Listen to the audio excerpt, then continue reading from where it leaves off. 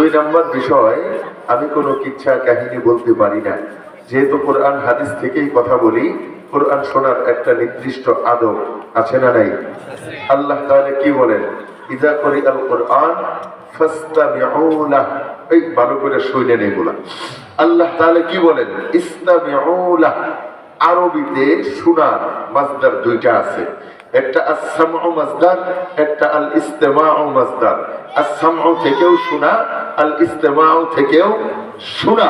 এখন আস-সামউ আর আল ইস্তিমাউ দুইটার ভিতরে পার্থক্য কি? উলামায়ে কেরাম বলেন, আস-সামউ থেকে যে শোনা, এটা সাধারণ শোনা। এটা কোন শোনা? জামাই ঘরে ঢুকছে তো বউ বলতেছে, কি হয়েছে শুনছো? জামাই বলে, কি হয়েছে বলো। কারে শুনো, কারে বলো শুনতেছি। আসলে হ্যাঁ বয়া বয়া মোবাইল টিপতেছে। কথা কয় না লোক করলে ঠিক কমার লোক কি আমি মমি জানতাম কন্যা ঠিক না? ঠিক কন্যা আসলে বয়ে বয়ে কি করে? মোবাইল টিপে। হুমতাছি হুমতাছি মানে হুমতাছি আর কি, এক কান্দা হুমতাছি আর এক কান্দা বাইরে হয়ে যেতেছে গা। এইটা হচ্ছে আস-সামউ, সাধারণ শোনা। আর আল ইস্তিমাউ থেকে যে শোনা, এই শোনা উলামায়ে কেরাম বলেন এটা দিলের কান, মাটির কান, চক্ষু, ব্রেন সব একত্রিত করে গভীর মনোযোগ দেয়া আমলের নিয়তে যে শোনা হয়, এইটাকে বলা হয় ইস্তেমা। আল্লাহ বলেন, ইযা কুরিআল কুরআন ফাসতামিউ লাহু। হে আমার উম্মতেরা, যখন কোরআন থেকে তোমাদের সামনে পড়া হয়, কোরআনের আলোচনা করা হয়, তখন তোমরা তোমাদের দিলের কান, মাটির কান, চক্ষু, ব্রেন সব একত্রিত কইরা গভীর মনোযোগ দিয়া আমলের নিয়তে শুনবা। শুনলে কি হবে? আল্লাহ তাআলা ভিতরে তাকওয়া পয়দা করে দিবে। আর এই কোরআনের আলোচনা মুত্তাকীদের জন্য আল্লাহ হিদায়াত বানায়া দিবে। জোরে কোন সুবহানাল্লাহ। এই জন্য গভীর মনোযোগ দিয়ে শুনবেন তো ইনশাআল্লাহ। আমি বুঝতে পারতেছি আপনারা দীর্ঘ সময় আলোচনা শুনেছেন, এই জন্য আলোচনা শোনার যে মানসিক অবস্থা থাকা দরকার আপনাদের ভিতরে নাই। আমিও আপনাদেরকে দীর্ঘ সময় কষ্ট দিব না, সামান্য সময় নির্দিষ্ট একটা বিষয়ে কথা বলবো। আমার কথা বোঝার জন্য প্রথমেই কিছু ভূমিকা বুঝে নেওয়া দরকার। এক নাম্বার, পৃথিবীতে সকল মানুষের মূল্যায়ন হয় তার দায়িত্বের ভিত্তিতে। দায়িত্ব যারা পালন করে তাদের দাম আছে না নাই? আর দায়িত্ব যারা পালন করে না এদের কোনো মূল্য নাই। একজন চেয়ারম্যান, এমপি, মন্ত্রী ইজ্জত কম না বেশি? আর কথা কয় না বেশি কেন? কারণ তাদের উপরে আমাদের কিছু দায়িত্ব আছে। চেয়ারম্যান সাহেব আসলে মানুষ চেয়ার সাইডা ওইটা ওনাকে বসায়। চেয়ারম্যান সাহেব ঘরে ঢুকলে খুশি, ওই গরিবের ঘরে হাতির পাড়া বোঝা গেছে গা।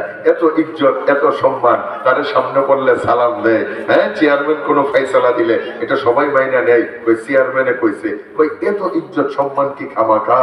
কয় না না, তার কিছু দায়িত্ব আছে। দায়িত্ব কি? সে আমাদের প্রতিনিধি হইয়া এলাকার উন্নয়ন করবে, রাস্তাঘাট, ব্রিজ, পুল, কালভার্ট এগুলা করবে, বয়স্ক ভাতা, বিধবা ভাতা এই ভাতাগুলো আইনা দিবে। হ্যাঁ, এলাকার ভিতর যদি কোনো ঝগড়া বিবাদ লাইগা যায় তাইলে সে এটা আমাদেরকে নিয়ে সমাধান করবে। এগুলা তার দায়িত্ব। এখন অবস্থা যদি এইরকম হয়, চেয়ারম্যানে খালি টিহা আনে রাস্তার লাগি আর নিজের বাড়ি খালি করে, টিহা আনে আর জমি কিনে, টিহা আনে জমি কিনে, রাস্তা করে না, গরিবের হক দেয় না, বিধবা ভাতা দেয় না, বয়স্ক ভাতা দেয় না, দুই এলাকার মারামারি লাগছে, হ্যাঁ টিহা খায়া আরো মামলা মুকদ্দমার ভিতরে নিয়ে গেছে গা। কোন তো দেখি 5 বছর পরে এটা যদি আবার ভোট চাই, ভোট দিবেন না জুতা দিয়া ফিরানি দিবেন? আরে কথা কয় না কেন দিবেন? কারণ তার উপরে যে দায়িত্ব ছিল সে দায়িত্ব পালন করে নাই। যদি করত তাহলে বাংলাদেশ ছেড়ে পালানোর কোনো দরকার ছিল না। শেষ। তাহলে ইজ্জত পাইতে গেলে দায়িত্ব পালন করা দরকার আছে না নাই? চলেন আমরা আমাদের মূল আলোচনার ভিতরে যাই। আমি সূরাতুত তাগাবুন এর 14 নম্বর আয়াত আপনাদের সামনে তিলাওয়াত করেছি। আল্লাহ তাআলা বলেন, ইয়া আইয়ুহাল্লাযীনা আমানু, হে দুনিয়ার আমার মুহাব্বতের বান্দারা, ভালোবাসার বান্দারা। আমানু শব্দের অর্থ হলো ঈমানদার, ঈমানওয়ালা মুমিন। কিন্তু উম্মতের উলামায়ে কেরাম বলেন ঠিক সূরাতুত তাগাবুনের এই আয়াতের এই আমানু শব্দের অর্থ শুধুমাত্র কেবলমাত্র ঈমানদার বললেই হবে না, কি বলতে হবে? আল্লাহ যেন বলতে চাই, ইয়া আইয়ুহাল্লাযীনা আমানু, এ আমার দুনিয়ার মুহাব্বতের বান্দারা, ভালোবাসার মানুষেরা, ইন্না মিন আজওয়াজিকুম ওয়া আওলাদিকুম, অবশ্যই তোমাদের বিবিদের মধ্য থেকে কারো কারো বিবি, ওয়া মিন আওলাদিকুম, তোমাদের সন্তানদের মধ্য থেকে কারো কারো সন্তান। কথা ভালো করে বুঝবেন, আল্লাহ তাআলা বলেন তোমাদের বিবিদের মধ্য থেকে কারো কারো বিবি, সন্তানদের মধ্য থেকে কারো কারো সন্তান। আল্লাহ বলেন আদুওয়াল্লাকুম, এরা তোমাদের দুশমন, এরা তোমাদের শত্রু, ফাহজারুহুম, আল্লাহ বলে আমার বান্দারা, সুতরাং তোমরা তোমাদের দুশমনের ব্যাপারে সাবধান হও, সতর্ক হও। একটা ভালো করে বুঝেন, আমরা বাংলায় একটা প্রবাদ আছে, ঘরের শত্রু, কথা কয় না লোকগুলা, ঘরের শত্রু বিভীষণ। বিভীষণ মানে কি? সবচাইতে ভয়ঙ্কর। গোটা দুনিয়া আমার দুশমন, কিন্তু আমি ঘরে ঢুইকা দরজা লাগাই দিছি, আমার আর কোনো চিন্তা নাই, আমি আমার ঘরে আছি, আমি নিরাপদ। কিন্তু দুশমন যদি আমার ঘরে থাকে, আমার খাটে শুয়ে থাকে, আমার খাটের নিচে লুকায়া থাকে, তাইলে আমার আর দুনিয়াতে কোনো শান্তি নাই, নিরাপত্তা নাই। আল্লাহ কই তোমার বউ, তোমার সন্তান, তোমার বউ, তোমার সন্তান, আদুওয়াল্লাকুম, এরা তোমাদের দুশমন, এরা তোমার শত্রু। এখন বলেন তো, এগুলা কি বাইরের শত্রু নাকি ঘরের শত্রু? আপনারা কি আমার কথা বুঝতেছেন? বলেন এটি বাইরের দুশমন না ঘরের দুশমন? এজন্যই আল্লাহ বলেন দুশমন তোমার ঘরে ঢুকে গেছে গা, এজন্যই আমি আল্লাহ নিজে তোমাদেরকে সতর্ক করতেছি। একটা লক্ষ্য কইরা দেখেন না, দুশমনকে বলে এই হাতটাকে বালিশ বানায়া 30টা বছর যে বউটারে ঘুম পাড়াইছি, এই বুকটাকে বালিশ বানায়া যেই সন্তানটাকে কলিজার সাথে লাগায় রাইখা ঘুম পাড়াইছি, নিজে না খায়া না পইরা যেই সন্তানটাকে বড় বানাইছি, যেই সন্তানের সুন্দর ভবিষ্যতের আশায় নিজের জীবন যৌবন ধ্বংস করে দিছি, এই মহল্লায় এমন অনেক আল্লাহর বান্দা আছে সন্তানের ভবিষ্যতের আশায় যৌবনকাল প্রবাসে কাটায়া দিছে। ঘরে সুন্দরী বউরাইকা একমাত্র সন্তানের সুন্দর ভবিষ্যতের আশায়, সন্তানের গাড়ি বাড়ির আশায়, সন্তানের ভবিষ্যৎ সচ্ছলতার আশায় নিজের যৌবন প্রবাসে কাটাইয়া দিছে একমাত্র সন্তানের জন্য। আল্লাহ কয় তোমার কলিজার টুকরা এই সন্তানটা তোমার দুশমন হবে, হবেই হবে। আল্লাহ বলেন ইন্না ইন্না ইন্না হরফ মুসাব্বাবিল ফাইল, ইন্না লিতাকিদ, ইন্না সুপারলেটিভ ডিগ্রি শব্দ। আল্লাহ বলেন তোমার দুশমন হবেই হবে, এতে বিন্দু পরিমাণ কোনো সন্দেহ নাই। এখন আমার আপনার জানা দরকার, যেই সন্তানের জন্য এত কিছু করলাম, এই সন্তান কেন দুশমন হবে? এই জন্যই আল্লাহর পয়গম্বর বলেন আলা কুল্লুকুম রাইন, হে দুনিয়ার আমার উম্মতেরা, তোমরা সবাই দায়িত্বশীল, সবাই দায়িত্বশীল। রাষ্ট্রপতি গোটা রাষ্ট্রের দায়িত্ব তার, প্রধানমন্ত্রী মন্ত্রিসভার দায়িত্ব তার, একজন এমপি আসনের মানুষের ভালো মন্দের দায়িত্ব তার, একজন চেয়ারম্যান ইউনিয়ন উপজেলার দায়িত্ব তার, একজন মেম্বার ওয়ার্ডের মানুষের ভালো মন্দের দায়িত্ব তার, একজন ইমাম মুসল্লিদের ব্যাপারে দায়িত্বশীল, একজন বক্তা শ্রোতাদের ব্যাপারে দায়িত্বশীল, একজন শিক্ষক ছাত্রদের ব্যাপারে দায়িত্বশীল, একজন স্বামী বিবির ব্যাপারে দায়িত্বশীল। ঠিক তদ্রূপ ভাবে দুনিয়ার প্রত্যেকটা মা আর বাবা সন্তানের ব্যাপারে দায়িত্বশীল, সন্তানের ব্যাপারে দায়িত্বশীল। এই জন্যই উম্মতের উলামায়ে কেরাম বলেন, দুনিয়ার যে মাটা বাবাটা সন্তান পাওয়ার পরে আল্লাহর দেওয়া দায়িত্ব আর কর্তব্য পালন করবে, আল্লাহ ওই সন্তানটাকে কিয়ামতের ময়দানে মা বাবার বন্ধু বানায় দিবে। কেমন বন্ধু? মুফাসসিরিনে কেরাম বলেন, মা বাবার জন্য জাহান্নামের আদেশ হয়ে যাবে। ফেরেশতারা মা বাবার টাইনা জাহান্নামের দিকে নিতে শুরু করবে, কিন্তু সন্তান যদি বন্ধু হয়ে যায়, এই বন্ধু সন্তানটা আল্লাহর দরবারে সুপারিশ করে জাহান্নামী মাটাকে বাবাটাকে টানতে টানতে আল্লাহর জান্নাতে ঢুকায়া দিবে।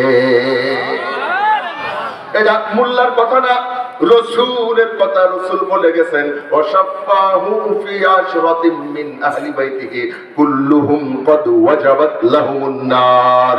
যাদের জন্য জাহান্নাম আবশ্যক হয়ে গেছে তাদের কেউ সুপারিশ করে জান্নাতে নিয়ে যাবে। তাইলে কোন তো 10 জনরে যদি জান্নাতে নিতে পারে, মা বাপেরে নিত না? আপনার আওয়াজ বুঝেন না? বুঝতেছেন তো কথা?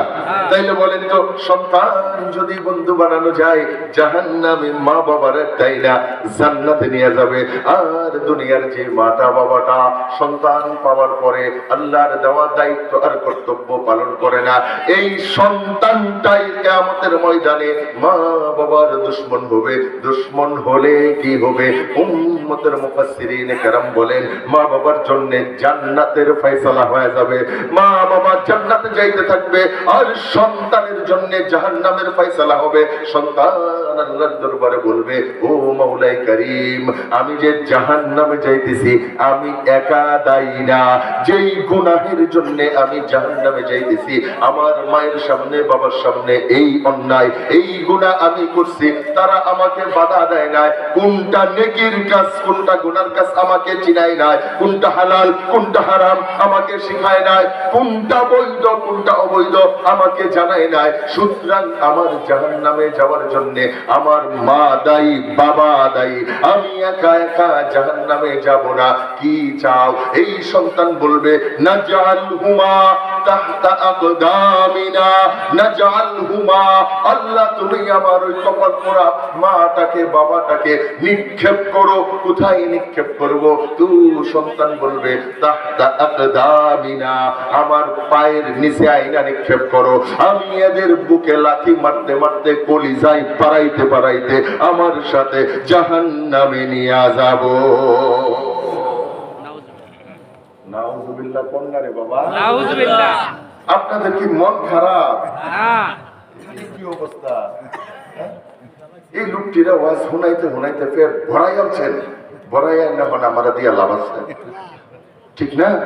আপনার পেট ভরে গেছে গা, আপনার মাছ দিয়ে খায় গুস্ত দিয়ে খায় পেট ভরে যাচ্ছেন। ওখান যদি আপনার সামনে বাজি দেয়, এটা কেউ খাইবার না।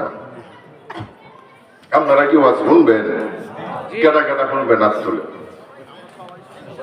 আপকো এই হাত নাড়া দেন, বয়ে বয়ে ঘুমাইতেছে, এই হাত মুঠ দেন, এই জোরে তাকবীর দেন, নারায়ে তাকবীর। আরেকবারও যেন আমার সুবহানাল্লাহ ইন্না লিল্লাহ এগুলা গুটায় না বের করুন লাগে, ঠাস ঠাস করে কইবেন আল্লাহু আকবার। তাহলে বলেন তো দেখি, যে সন্তানটা মা বাবার জাহান্নামে নিতে চায়, এটা মা বাবার বন্ধু? আরে সূরা কয় না এটা মা বাবার বন্ধু? তাহলে এর চাইতে বড় দুশমন আর কেউ আছে? এজন্যই তো আল্লাহ তাআলা বলেন, ইন্না মিন আওলাদিকুম আদুওয়াল লাকুম, অবশ্যই তোমার সন্তানটা তোমার দুশমন হবে। এখন আপনাদের সিদ্ধান্ত নেওয়া দরকার, আপনারা কি চান? আপনারা কি সন্তান বন্ধু বানাইতে চান নাকি দুশমন বানাইতে চান? সিদ্ধান্ত আপনার। বলেন তো দেখি, আপনারা কি বানাবেন, দুশমন নাকি বন্ধু? যদি বন্ধু বানাইতে চায়, উম্মতের উলামায়ে কেরাম বলেন একমাত্র পদ্ধতি হলো আল্লাহর দেওয়া দায়িত্ব পালন করা। কিন্তু বড় আফসোস আর পরিতাপের বিষয় হলো, আজকে দুনিয়ার শতকরা শতভাগ মা বাবা নিজেদের দায়িত্ব কি জানি না। 5 জন 7 জন সন্তানের বাবা হয়ে গেছে, কিন্তু বাবা হিসাবে দায়িত্ব কি ছিল এইটা আমরা জানি না, জানাই নাই। এজন্যই চলেন আগে দায়িত্ব সম্পর্কে জানি। আল্লাহর পয়গম্বর জনাবে মুহাম্মদুর রাসূলুল্লাহ সাল্লাল্লাহু আলাইহি ওয়াসাল্লাম হাদিস শরীফের মধ্যে বলেন, মাউলিদা লাহু ওয়ালাদুন ফালইউহসিন ইসমাহু ওয়া আদাবাহু ফাইযা বালাগা ফালনুযাওwijহু ফাইন বালাগা ওয়া লাম নুযাওwijহু ফাআসাবা ইসমান ফাইন্নামা ইসমুহু আলা আবিহি। আল্লাহর পয়গম্বর এই হাদিসের মধ্যে 3টা দায়িত্বের কথা বলেছেন। চলেন আমরা 3 নম্বর থেকে শুরু করি।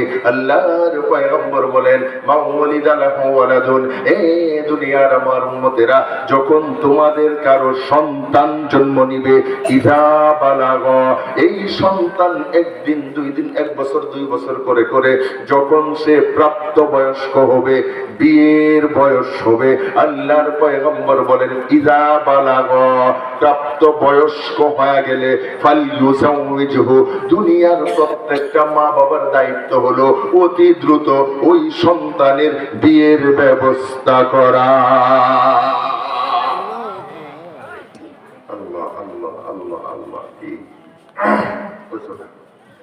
কি সমস্যা? আপনারা বারবার এদিক তাকান ওদিক তাকান কেন? আল্লাহু আকবার। তাহলে মা বাবার দায়িত্ব কি বলেন? সন্তানের বিয়ার বয়স হয়ে গেলে কি করানি? আর কথা কয় না, বিয়া করানো। এটা কার দায়িত্ব? মা বাবার দায়িত্ব। কখন দায়িত্ব? পয়গম্বর বলেন ইজা বালাগ, বিয়ার বয়স হয়ে গেলেই বিয়া করানো, এইটা মা বাবার দায়িত্ব। কেন? কেন? কারণ সন্তানকে গুনাহ থেকে বাঁচানো মা বাবার দায়িত্ব। আর সন্তান যখন যুবক হয়ে যায়, যৌবন প্রাপ্ত হয়ে যায়, তখন যদি বিয়ে না করানো হয়, এই সন্তানের গুনাহে লিপ্ত হওয়ার আশঙ্কা আছে না নাই? জোরে বলেন না। যৌবনকালে শরীরে শক্তি থাকে, রক্ত গরম থাকে, ইনকাম থাকে, পকেটে টাকা থাকে, ওই সময় শয়তানের ধোঁকা বেশি থাকে। বাচ্চাকালে গুনাহ কি জিনিস বুঝেই না, বুইরা কালে গুনাহ করার শক্তি থাকে না, ঠিক কিনা? জোরে কোন না কেন? বাচ্চা গুনাহ বুঝেই না, বুইরা গুনাহ করতে মনে চাইলেও শরীরে কথা কয় না। এই কথা কোন না কেন? আল্লাহ কইছে এই বুইড়াটা যদি কোয়া হয় যে 80 বছরে, এটা যদি কোয়া হয় যে একটা বিয়ে করা এটা নতুন করে, এটা কি করব? কতদিন বড় আমার কি আর এই বয়স আছে? ঠিক কি না? জোরে কোন না কেন? 80 বছরের একটা যদি কই লন্ত চাচা মধুপুর কি একটা নতুন সিনেমা দেখে আই গে, এটা খুব ধুর বেটা আমার এখন কম করে সবের সময় হয়েছে, ঠিক নি? জোরে কোন না কেন? এই লোকটাই যৌবন কালে এইখান থেকে হাইটে হাইটে গিয়ে সিনেমা দেখে আইছে। আরে কথা কয় না?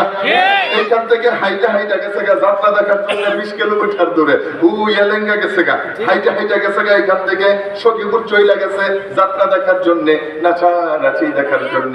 কেন গেছে? কই যৌবন কাল, জোশ ছিল, শক্তি ছিল, শয়তানের ধোঁকা থেকে বাঁচতে পারে নাই। এজন্যই আল্লাহর পয়গম্বর বলেন যৌবনে গুনাহে লিপ্ত হওয়ার আশঙ্কা থাকে বেশি। আর তোমার সন্তান যেন যৌবনের কোন গুনাহে লিপ্ত হতে না পারে, এই জন্যই বিয়ার বয়স যখন হয়ে যাবে তখন তাকে বিয়া করাইবা, বিয়া করাইবা, বিয়া করাইবা। বিয়ে হলো 2টা জিনিস, এক গুনাহ থেকে বাঁচার মাধ্যম। সুবহানাল্লাহ, সুবহানাল্লাহ। 1 নাম্বার বিয়ে হলো গুনাহ থেকে বাঁচার মাধ্যম, আর 2 নাম্বার বিয়ে হলো মানব জীবনে বরকতের সূচনা। সুবহানাল্লাহ, বলেন না? বিয়ে হলো বরকতের দরজা। বিয়ে কি জোরা বলেন না কেন? বিয়ে হলো বরকতের দরজা। আল্লাহ তাআলা কুরআনে হাকীমের মধ্যে বলেন ইয়াকুনু ফুকারা ইউগনিহিমুল্লাহু মিন ফাদলিহি। এ দুনিয়ার আমার বান্দারা, যারা গুনাহ থেকে বাঁচার জন্য, শয়তানের ধোঁকা থেকে বাঁচার জন্য বিয়ে করবা, তোমরা যদি দরিদ্র হও, গরিব হও, আল্লাহ কি কয় ইয়াকুনু ফুকারা, এটা যদি ফকির হয়, ইউগনিহিমুল্লাহু মিন ফাদলিহি, আল্লাহ নিজের দয়া মায়া অনুগ্রহ দিয়া তারে ধনী বানায়া দিবে। আল্লাহ কইছে নিজের যৌবন হিফাজতের জন্য বিয়া করবে, আল্লাহ নিজ দায়িত্বে তারে ধনী বানায়া দিবে। কপাল পোড়া মুসলমানের বাচ্চা, আমরা আল্লাহর কথা বুঝি না, আল্লাহর কথা মানতে চাই না। সমাজের অধিকাংশ বিয়া আটকায়া রইছে, ফুলা বুইরা ওয়া মাথার চুল ফাইক্কা যাইতাছে, বাপে বিয়া করাই না। জিগাইছি বিয়া করাও না কে? এই দামরাদু ফাইক্কা সাদা হয়ে যাইতাছে গা, কই বিয়া করামু বউরে খাওয়াইব কি? ঠিক না? ঠিক না? ঠিক আমি গোটাই এবার করতাম, মেরে হচ্ছে। এই আপনারা কি রাগ? বাচ্চার সাথে জুস না দিলে ভয় নেব? আরে এমন এমন করে, এমন এমন করে। আল্লাহ, এই ওয়াজ বাদ দিলাম, আপনি করে একটা ঘটনা কই। কি কন? কথা কয় না? হ্যাঁ, বলেন আল্লাহ তাআলা আমাদের এই বডিতে যা কিছু বানাইছে প্রত্যেকটার আলাদা আলাদা একটা কাজ আছে। একটার কাজ আর একটারে দিয়া হইতো না। চোখের কাজ কি কান দিয়া হইব? নাকের কাজ মুখ দিয়া, মুখের কাজ পেট দিয়া। হ্যাঁ, এখন আমরা বিশ্ব পণ্ডিত, আমরা বয়ে বয়ে চিন্তা করতেছেন যে আমার হাতও দুইটা, পাও আর কথা কয় না, দুই হাতেও 10টা আঙ্গুল, দুটা পাও 10টা আঙ্গুল, কিন্তু পাওয়ের আঙ্গুলের চাইতে হাতের আঙ্গুলটি একটু বড় বড়, তাইলে মনে হয় হাত দিয়া আটলে সুবিধা হইব। এই চিন্তা করে যদি হাত দুইটা নিচে দেয়, পাও দুইটা উঠে তুলেন, আর লুঙ্গি ফিন্দা যদি থাকেন, এই ইজ্জত আছে? কেন নাই? কারণ আল্লাহ যেটা সেই কামে বানাইছে, আমরা পন্ডিতি করে এটা উল্টাই আনছেন। ঠিক কিনা? জোরে কর না কেন? আরেকটা ইচ্ছা মনে হয়েছে, কইতাম নি? হ্যাঁ, এক হুজুর যাইতেছে,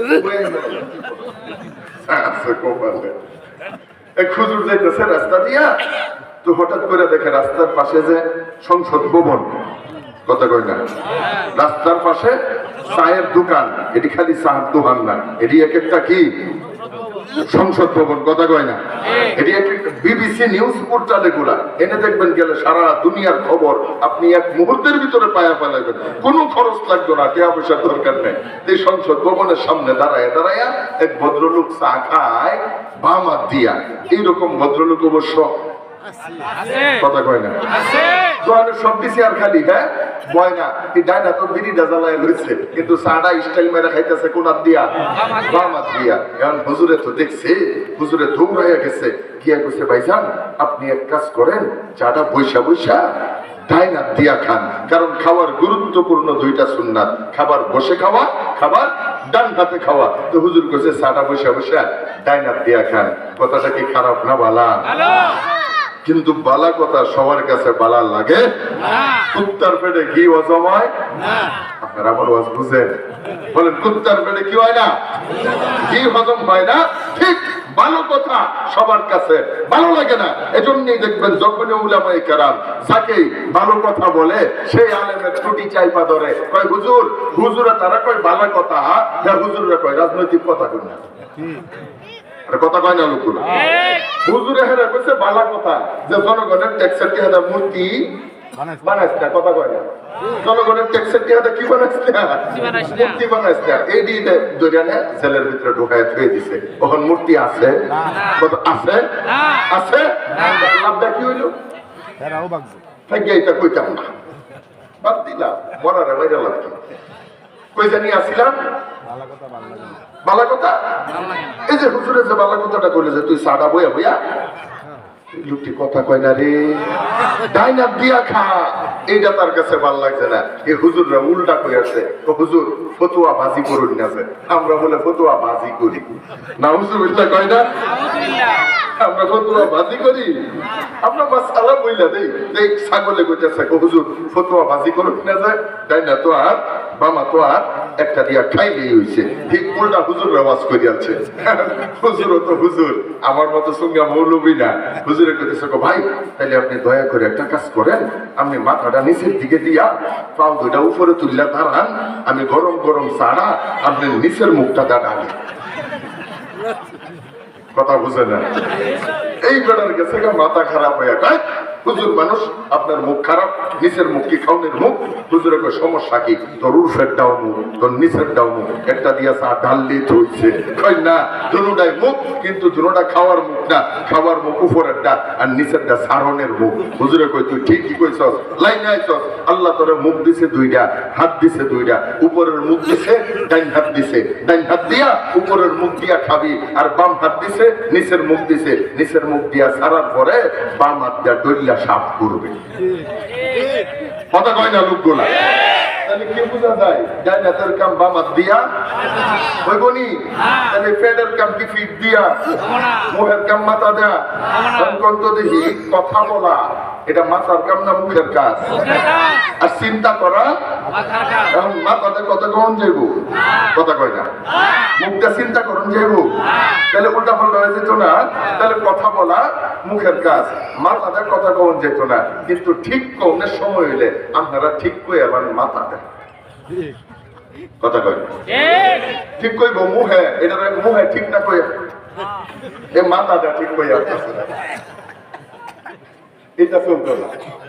ঠিক বলবেন তো ঠিক মতো ইনশাআল্লাহ? ওয়াজ্জালিতে কইয়াছি আল্লাহু আকবার। তাহলে বলেন তো যৌবনে বিয়ে হলো দুইটা জিনিস, এক গুনাহ থেকে বাঁচার মাধ্যম, দুই নাম্বার এটা হলো রিজিকের বরকতের দরজা। কিন্তু বড় আফসোস আর পরিতাপের বিষয় হলো আমাদের সমাজে রিজিকের টেনশনে বিয়ে করায় না। সন্তানের মাথার চুলগুলা পাইকা যাইতেছে, বয়স 30 পার হয়ে গেছে, বাবা বিয়ে করাই না। বাবারে জিজ্ঞাসি বিয়ে করাও না কে? কই হয়তো খায় আমার কান্দে বইয়া বইয়া, ঠিক কিনা সুরে কর না? খায় আমার কান্দে বইয়া বইয়া, বউ না খাওয়াইবো কি, এই টেনশনে সন্তানকে বিয়ে করায় না। এখন বাবারে জিজ্ঞাসি বিয়ে করাও না কে? কই ফুলা কামাই করে না। ফুলারে জিজ্ঞাসি কামাই করস না কে? আমার তো খাওনের মানুষই নাই, ঠিক কিনা সুরে কর না? এটা জিজ্ঞাসি বিয়ে করস না কে? বিয়া দিন না কে? কামাই করে না। এটা জিজ্ঞাসি কামাই করস না কে? আমার খাওনের মানুষই নাই, কামাই করতাম নাকি? আমার যা লাগে এটা তো আমার বাবাই দেয়। বর্তমান সমাজের সবচাইতে বড় ফিতনা এইটা, আমাদের হায়াত কমতেছে, বিয়ার বয়স পিছাইতেছে, ঠিক কিনা জোরে বলেন না কেন? আমাদের হায়াত বাড়তেছে না কমতেছে? এখন তো 60 বছরের বেশি বাচ্চা থাকবো, এটা স্বপ্নেও দেখুন জানা। আপনারা যারা আছেন ভাইসা এখনো 60 বছরের পরে, আপনারাই 60 বছর হায়াতওয়ালা দুনিয়ার সর্বশেষ প্রজন্ম। কথা বুঝাইতে পারি নাই? আপনারাই সর্বশেষ। আমরা যে 60 বছর বাঁচবো এই আশা আমরা এখনো করিও না।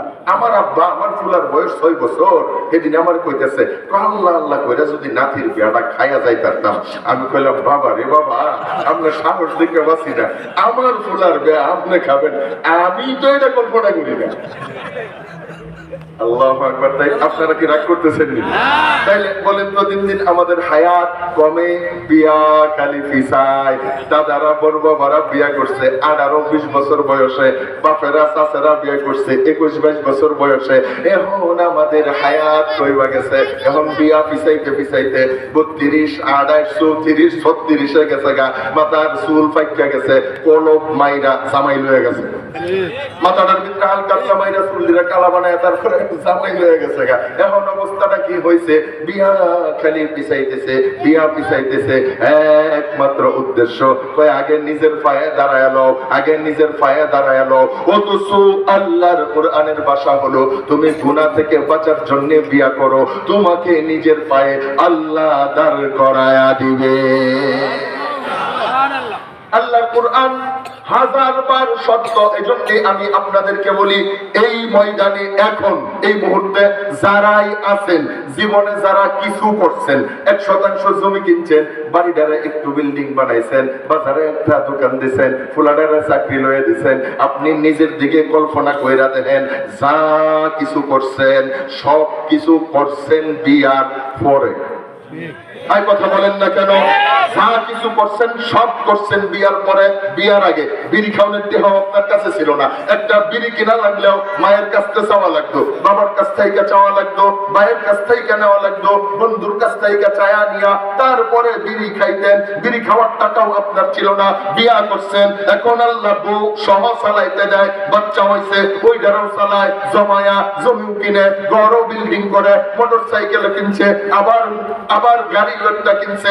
দুনিয়াতে যত বরকত আল্লাহ আপনাকে দিছে সব বরকত দিছে বিয়ার পরে, বিয়ার পরে, বিয়ার পরে।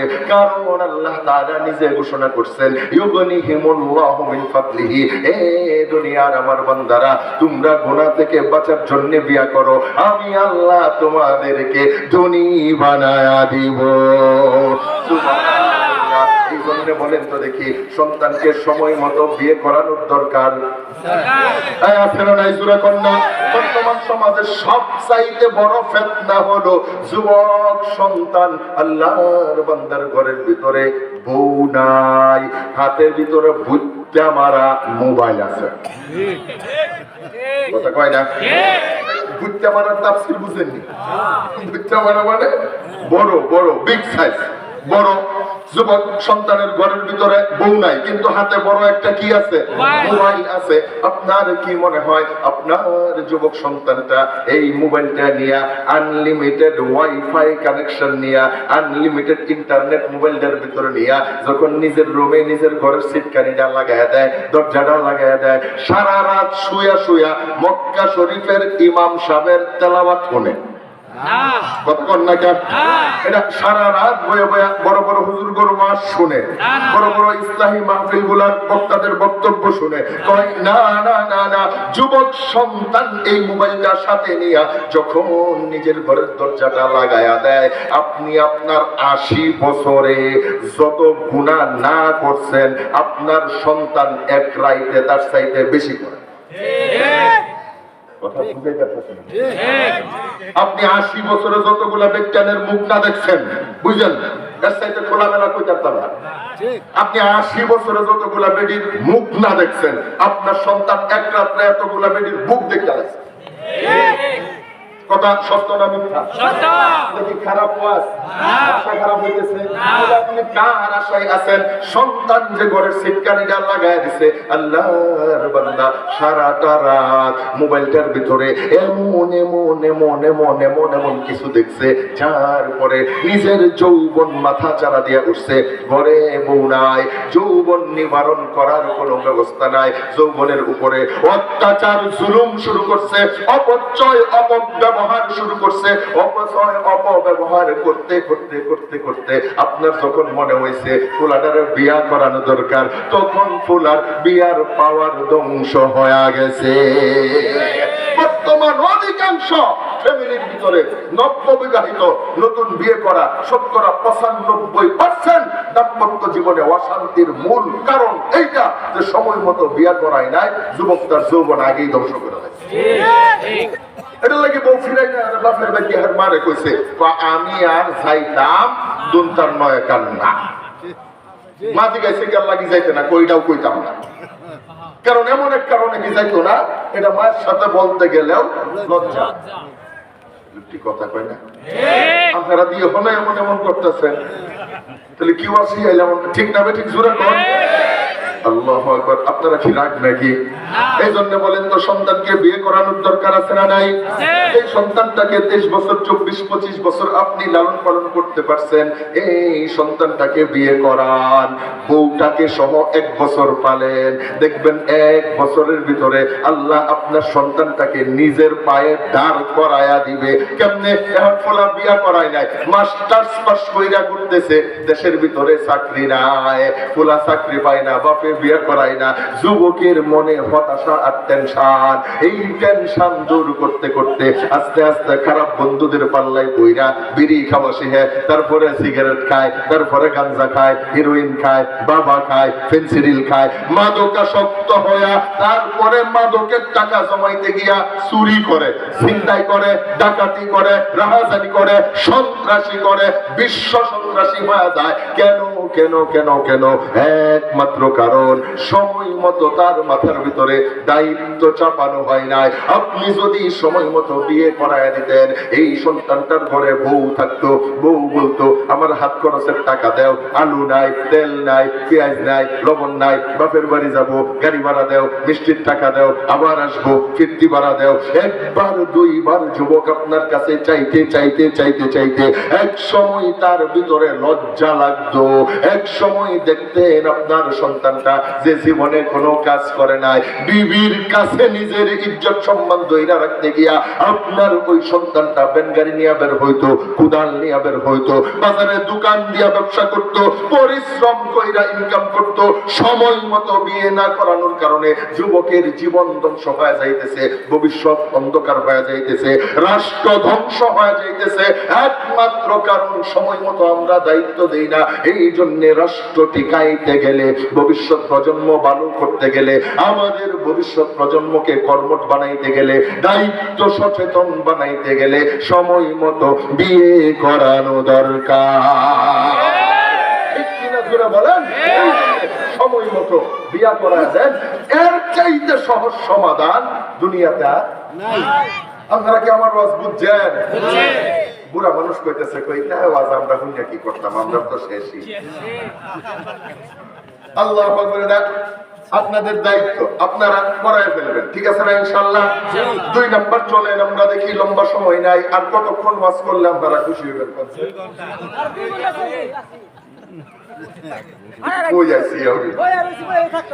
আল্লাহু আকবার। চলেন আমরা 3 নাম্বারটা বললাম না, একেবারে সংক্ষিপ্ত বললাম। চলেন আমরা 2 নাম্বার বলি। আল্লাহর পয়গম্বর বলেন মাউলিদা লাহু ওয়ালাদুন ফালইউআদ্দিবুহু, রাসূল বলেছেন ওয়া আদাবাহু আই ফালইউআদ্দিবুহু।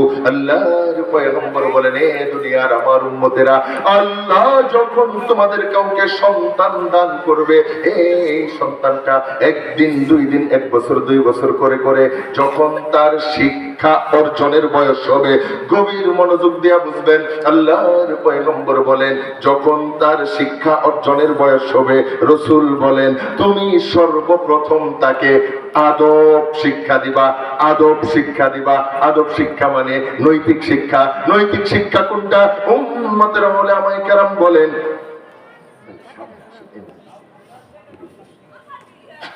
উম্মতের উলামায়ে কেরাম বলেন যেই শিক্ষা অর্জন করার পরে একজন মানুষ হতে পারে।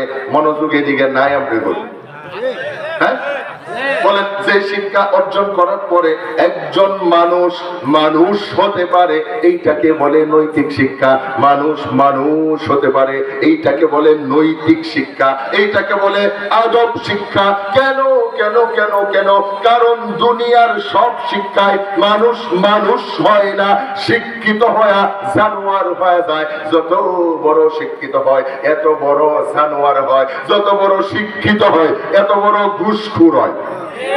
কথা বলেন না কেন? যত বড় শিক্ষিত হয় এত বড় দুর্নীতিবাজ হয়, যত বড় শিক্ষিত হয় এত বড় রাষ্ট্রদ্রোহী হয়, যত বড় শিক্ষিত হয় এত বড় পাচারকারী হয়, যত বড় শিক্ষিত হয় এত বড় জালেম হয়। বলেন তো দেখি, শিক্ষা অর্জন করতে করতে শিক্ষা মন্ত্রণালয়ের দায়িত্ব পাইছে, সম্পাদনা প্রকাশনার দায়িত্ব পাইছে, আর ইমানদারের দেশে মুসলমানের শিক্ষা সিলেবাসে ডারউইনের বিবর্তনবাদের মতবাদ এইটাকে একত্রিত করছে। ডারউইনের মতবাদ কি কয়? মানুষের পূর্বপুরুষ এক সময় বানর ছিল, জঙ্গলে থাকতো, গাছে গাছে থাকতো, লাফাইতে লাফাইতে লেঞ্জা খুইলা গেছে গা। ঠিক মানুষের পূর্বপুরুষ বানর ছিল। এখন আমি আপনাদেরকে জিজ্ঞেস করি, বলেন তো দেখি, বানর এটা কি মানুষ না জানোয়ার? তাহলে যারা বলে মানুষের পূর্বপুরুষ এক সময় বানর ছিল, তাদের দাবি মতে তাদের পূর্বপুরুষ এক সময় বানর ছিল, আর বানর হলো জানোয়ার। তাইলে এরা কি মানুষের বাচ্চা না জানোয়ারের বাচ্চা? তার মানে বোঝা যায় কি শিক্ষিত হইছে, মানুষ হইতে পারে নাই। শিক্ষিত হইয়া নিজেদেরকে বানরের বাচ্চা বইলা দাবি করছে, জানোয়ার হয়ে গেছে।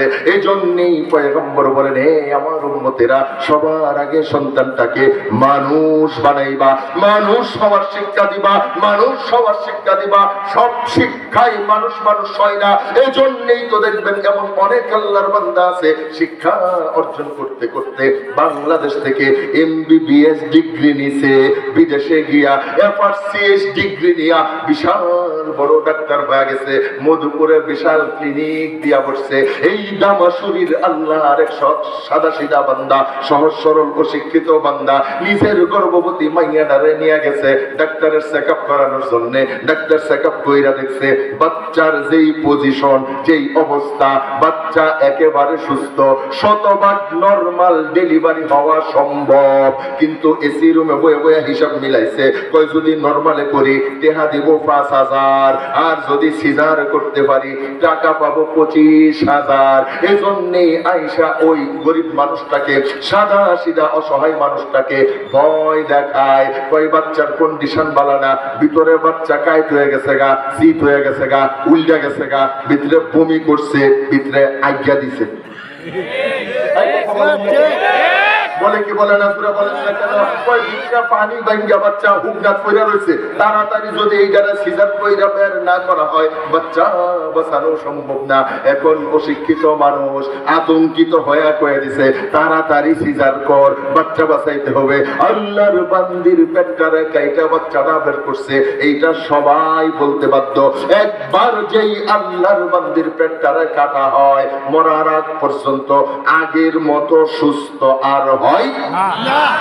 আপনারা কি আমার কথা বুঝেন? তাইলে মাত্র 20,000 15,000 টাকার লোভে যে মানুষটা আল্লাহর একটা বান্দির পেটটা কাইটা এর প্রতিবন্ধী বানাইলো, উম্মতের উলামায়ে কেরাম বলেন এইটা শিক্ষিত হইছে, ডাক্তার হইছে, জানোয়ার হইছে, মানুষ হতে পারে না। শিক্ষা অর্জন করতে করতে করতে করতে বিরাট বড় নেতা হইছে, রাজনীতিবিদ হইছে, জনগণ তাকে রাষ্ট্রের দায়িত্ব দিছে। এই দেশের রিকশাওয়ালা মেতর খেটে খাওয়া আমার মতো সাধারণ মানুষগুলা বিদেশে গিয়া রেমিটেন্স পাঠায়া দেশটারে উন্নত করতে চায়। আর সে শিক্ষা অর্জন কইরা রাষ্ট্রবিজ্ঞানের বিজ্ঞানী হইয়া আমাদের নেতৃত্বে বৈশা দেশের টাকা পাচার কইরা কানাডাতে বাড়ি বানায়া দেশটাকে ফকির বানায়, ঋণগ্রস্ত বানায়, দেশের মানুষের দ্রব্যমূল্যের দাম বাড়ায় দেয়। গরিব মানুষ পেঁয়াজ কিনতে গিয়া কান্নাকাটি করে, তেল কিনতে গিয়া কান্নাকাটি করে, নিজে বড় বড় ইলিশ মাছের মাথা খায়, আর জনগণকে কয় আলু দিয়া নাকি গুস্ত খাইতে। কথা কন না কেন? জনগণকে পরামর্শ দেয় খেজুর কেনার দরকার নাই, বড়ই খায়। কার সামনে কি ওয়াজ করতেছি? আপনারা কি আমার কথা বুঝেন? তার মানে বোঝা যায় কি খেটে খাওয়া অসহায় মানুষগুলো বিদেশ থেকে টাকা পাঠায়া দেশটারে ধনী বানাইতে চায়, আর তুমি বড় শিক্ষিত নেতা হইয়া দেশের টাকা পাচার কইরা দেশটারে গরিব বানাও। এইটা শিক্ষিত হইছে, নেতা হইছে, জানোয়ার হইছে, মানুষ হতে পারে না। শিক্ষা অর্জন করতে করতে বিরাট বড় অ্যাডভোকেট হয়ে গেছে, বিরাট ম্যাজিস্ট্রেট, ব্যারিস্টার, আইনজীবী হয়ে গেছে। আর এই যুগের শ্রেষ্ঠ সন্তান উলামায়ে কেরামদেরকে মিথ্যা মামলা দিয়া জেলখানার ভিতর ঢুকাইছে। যুগ শ্রেষ্ঠ শাইখুল হাদিসের সন্তানটাকে মানিব্যাগ চুরির মামলা দিয়া জেলে ঢুকাইছে। যুগ শ্রেষ্ঠ মুফাসসিরে কুরআনকে মিথ্যা মামলা দিয়া জেলখানার ভিতরে মাইরা ফেলাইছে। আমরা তো বলি যারা শিক্ষিত হওয়ার পরে আইনের মার পেছে ফেলায়া নিরপরাধ সাধারণ মানুষদেরকে হয়রানি করে, জেল খাটায়, তাদেরকে হত্যা করে, তাদেরকে নজরবন্দি করে, এরা শিক্ষিত হয়েছে। আইনজীবী, জজ, ব্যারিস্টার আর ম্যাজিস্ট্রেট হয়েছে, জানোয়ার হয়েছে, মানুষ হতে পারে না। পয়গম্বর বলেন এ দুনিয়ার আমার উম্মতেরা সবার আগে সন্তানদারে মানুষ বানাইবা, মানুষ বানাইবা, মানুষ বানাইবা। আপনারা বলবেন হুজুর তাইলে কি আমাদের doctor, engineer, barrister, architecture, scientist আপনি কি এগুলোর বিরুদ্ধে নাকি? আমি বলি না না না না, আমি এগুলোর ছাড়া আমি অচল। আর কথা কয় না? এই আধুনিক শিক্ষায় শিক্ষিত লোক ছাড়া আমি মোল্লার মোল্লাগিরি থাকতো না। ঠিক নি কর না কেন? কারণ যে গাড়িটা দেখাইছি এটা কোনো ফিস সাহেব বানাইছে? তারা বানাইছে? আরে কোন তারা? আধুনিক শিক্ষিত লোক। কোন তারা? যে মোবাইলটা আমার ফোনটা দাওয়াত দিছে এটা কি কোনো বক্তাই বানাইছে? তারা বানাইছে? তারা? আরে কোন না তারা? যেটা কই এটা কোন তারা? এই মাইকটাতে যে ওয়াজ করতেছি এটা কেনা বানাইছে? আমাদের সাথে হুজুরে তারা তারা বানাইছে। এই যে লাইটটা জ্বললে রয়েছে কেমনে আমরা দেখতেছেন, কেনা বানাইছে? এই যে ঘড়িটা হাতে রাখছি কেনা বানাইছে? এরা সারা তো আমি মোল্লার মোল্লাগিরি খায় না। কথা কয় না লোকগুলো? তার মানে বোঝা যায় কি আমার ডাক্তার দরকার। আমি আজকে অসুস্থ হয়ে গেলে আমার ডাক্তার দরকার, মামলা মোকদ্দমায় পইরা গেলে আইনজীবীর দরকার, বাড়ি বানাইতে গেলে ইঞ্জিনিয়ারের দরকার, আমি যদি জমি সুন্দর করে সাজাইতে চাই আর্কিটেকচার দরকার, আমি যদি দুনিয়ার উন্নতি করতে চাই আমার সায়েন্টিস্ট দরকার। এগুলো ছাড়া আমি চলতে পারবো না, আমি অচল হয়ে যাব। আমার সব কিছু দরকার আছে, কিন্তু উম্মতের উলামায়ে কেরাম বলেন ডাক্তার লাগবে, ইঞ্জিনিয়ার লাগবে, ব্যারিস্টার লাগবে, আর্কিটেকচার, সায়েন্টিস্ট আর প্রফেসর লাগবে, কিন্তু সবার আগে মানুষ হওয়া লাগবে। সবার আগে মানুষ হওয়া লাগবে। এজন্যই উম্মতের উলামায়ে কেরাম বলেন, একজন বান্দার সম্বল যদি হয় শুধুমাত্র আধুনিক শিক্ষা, সম্বল শুধুই আধুনিক শিক্ষা, তাহলে সে সত্যিকার মানুষ হওয়া সম্ভব না। কেন কেন কেন কেন? বর্তমান গোটা দুনিয়ার দিকে লক্ষ্য কইরা দেখেন, গোটা দুনিয়াতে আধুনিক শিক্ষায় সবচেয়ে বড় শিক্ষিত কারা? ইউরোপ, আমেরিকা, ফ্রান্স, জার্মান, জাপানি, ব্রিটেন, কোরিয়া, বর্তমানের ইসরায়েলের ইহুদির বাচ্চারা গোটা দুনিয়ার সবচাইতে বড় আধুনিক শিক্ষিত। তাদের চাইতে বড় শিক্ষিত কেউ নাই। বড় বড় বিশ্ববিদ্যালয়, গবেষণাগার, অধ্যাপক, প্রফেসর, সায়েন্টিস্ট সব তাদের কাছে। তারা তাদের এত শিক্ষা কাজে লাগায়া মানব সভ্যতার জন্য কি বানাইছে? অনেক কিছু বানাইছে, কিন্তু মানব সভ্যতার উন্নয়নে যা যা বানাইছে, মানব সভ্যতা ধ্বংস করার জন্য তার চাইতে হাজার গুণ বেশি আবিষ্কার করছে। মানুষ মারার জন্য বন্দুক বানাইছে, মানুষ মারার জন্য পিস্তল বানাইছে, মানুষ মারার জন্য রাইফেল বানাইছে, শটগান বানাইছে, মেশিন গান বানাইছে, AK-47 বানাইছে, মানুষ মারার জন্য বোমা বানাইছে, গ্রেনেড বানাইছে, ককটেল বানাইছে, মানুষ মারার জন্য ট্যাঙ্ক বানাইছে, ট্যাঙ্কার বানাইছে, একটা হেলিকপ্টার বানাইছে, বোমারু বিমান বানাইছে, মানুষ মারার জন্য সাবমেরিন বানাইছে, রণতরী যুদ্ধ জাহাজ বানাইছে, মানুষ মারার জন্য ড্রোন বানাইছে, মানুষ মারার জন্য অ্যাটম বোমা, নিউক্লিয়ার ওয়েপেন, পারমাণবিক বোমা বানাইছে। এমন একটা বোমা একবার যদি এই টাঙ্গাইল জেলায় ছাইরা দেওয়া হয়, কয়েক সেকেন্ডের ব্যবধানে গোটা টাঙ্গাইল জেলা জইলা পুইরা ছাই হয়ে যাবে। কয়েকশো বছর পর্যন্ত আদম সন্তান মায়ের গর্ভ থেকে প্রতিবন্ধী হয়ে জন্ম নিবে। কই এই বোমা কেন বানাইছে? মানুষ মারার জন্য বানাইছে। আর তারা তাদের এই সকল উদ্ভাবন, তারা তাদের এই আবিষ্কার কাজে লাগায়া বিমান খাইকা বোমা মারতে মারতে নিরপরাধ মুসলমানদের দেশ Syria, Libya, Iraq, Iran, Afghanistan, Lebanon আর ইয়েমেন আর বর্তমানের ফিলিস্তিনের গাজা ভূখণ্ডে ওই সকল শিক্ষিত ইহুদির বাচ্চারা নির্বিচারে বোমা মারতে মারতে মারতে মারতে কত বড় জানোয়ার। হাসপাতালে রোগীর উপরে বোমা মারে, মায়ের কোলে শিশু সন্তান মায়ের দুধ খায়, ওইটারে বোমা মাইরা মারে। আরে শরণার্থী শিবিরে অসুস্থ মানুষদেরকে, নিরপরাধ মানুষদেরকে নির্বিচারে গুলি কইরা মারে, রাতের আধারে গুলি কইরা মারে, দিনের প্রহরে গুলি কইরা মারে, নামাজরত মানুষদেরকে মারে, অসুস্থ মানুষদেরকে মারে, নির্বিচারে পাখির মতো মানুষকে হত্যা করতেছে। আমরা তো বলি যারা তাদের শিক্ষা কাজে লাগায়া, বিজ্ঞান কাজে লাগায়া, আবিষ্কার কাজে লাগায়া নিরপরাধ অসুস্থ মানুষদেরকে, শিশু বাচ্চাদেরকে, মহিলাদেরকে নিরপরাধ নির্বিচারে হত্যা করতে পারে, এরা দুনিয়ার সবচাইতে বড় শিক্ষিত হইতে পারে, এরা দুনিয়ার সবচাইতে বড় শিক্ষিত হইতে পারে। কিন্তু মানুষ হইতে পারে নাই, মানুষ হইতে পারে নাই, মানুষ হইতে পারে নাই। এদের চাইতে বড় জানোয়ার গোটা দুনিয়াতে নাই। ঠিক কিনা? আরো জোরে বলো।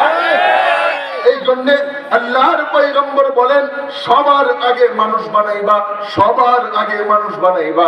বলেন তো দেখি, ট্রাম্প ও শিক্ষিত না শিক্ষিত? কথা বুঝেননি আমার? বেনিয়ামিন নেতানিয়াহু ইসরায়েলের এই কুত্তা, এটা কি অশিক্ষিত না শিক্ষিত? তার মানে বোঝা যায় কি, শিক্ষিত হওয়া যার হাতে ছোট বাচ্চা মারা যায়, এইটা শিক্ষিত হয়েছে, মানুষ হয় নাই। আপনারা কি আমার ওয়াজ বুঝেন? এই জন্য বলে সম্বল যদি হয় শুধুমাত্র আধুনিক শিক্ষা, সত্যিকার মানুষ হওয়া সম্ভব না। এই জন্যই পয়গম্বর বলেন সবার আগে মানুষ বানাইবা। এখন চলেন আমরা দেখি সত্যিকার মানুষ হওয়ার শিক্ষা কোনটা। এই জন্যই ইতিহাস খুঁজলে দেখতে পাই আল্লাহর পয়গম্বর জনাবে মুহাম্মদুর রাসূলুল্লাহ সাল্লাল্লাহু আলাইহি ওয়াসাল্লাম যখন মক্কা মুআজ্জামায় জন্মগ্রহণ করলেন, আরে মক্কার মানুষদের চরিত্রের কি অবস্থা! ছোট ছোট বিষয় নিয়ে যুগের পরে যুগ বংশগত মারামারি কইরা হাজার হাজার মানুষ মইরা যায়। এত অসভ্য, এত বর্বর, সম্পদের লোভে কাফেলার সবাইকে নির্বিচারে হত্যা কইরা কাফেলার সম্পদ লুণ্ঠন করে, সংঘবদ্ধভাবে ঘরে ঢুইকা নারীর ইজ্জত নষ্ট করে।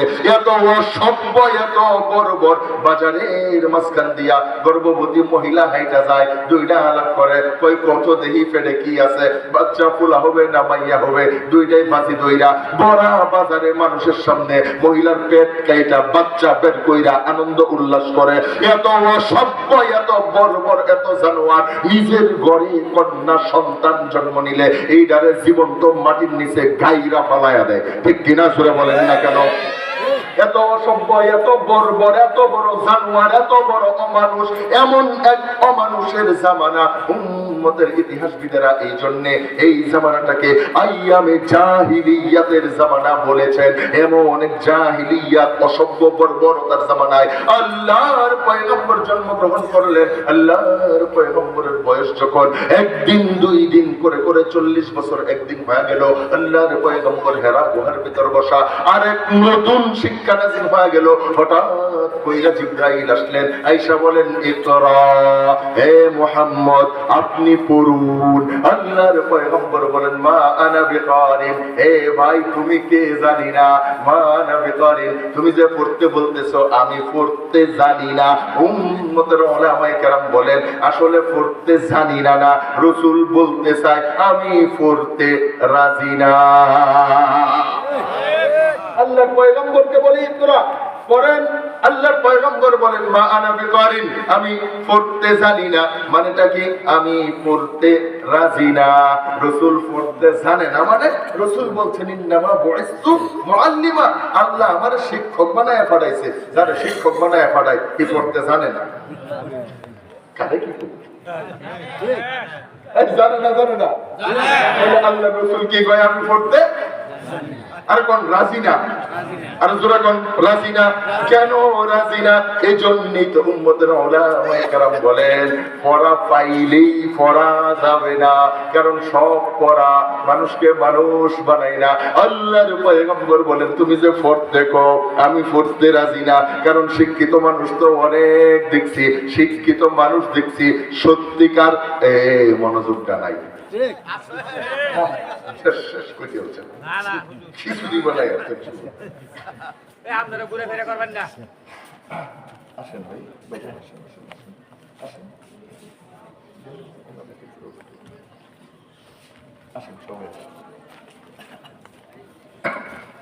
আলহামদুলিল্লাহ আমাদের অতিথিবৃন্দ আসছে, আলহামদুলিল্লাহ কর। এটা হইল আলহামদুলিল্লাহ, আলহামদুলিল্লাহ। সংক্ষিপ্ত সময়ে ওনাদের কথা আমাদের সামনে প্রকাশ করবেন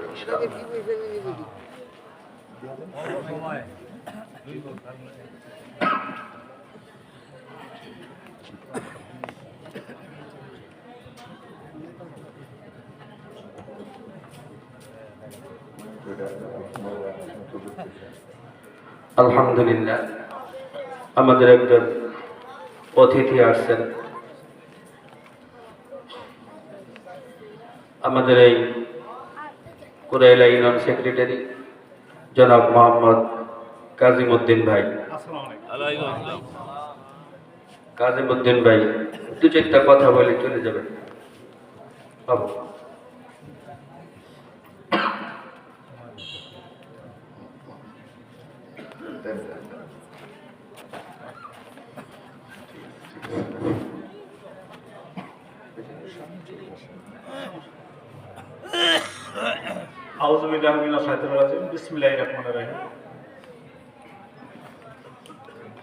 এখানে প্রধান অতিথি আমাদের মধুপুরের নমিনি আলহাজ ফকির মাহবুবা নাম স্বপন ভাই। এখানে উপস্থিত আছে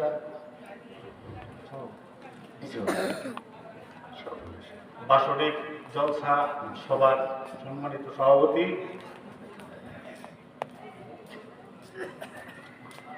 হযরত মাওলানা মোহাম্মদ ইব্রাহিম সাহেব।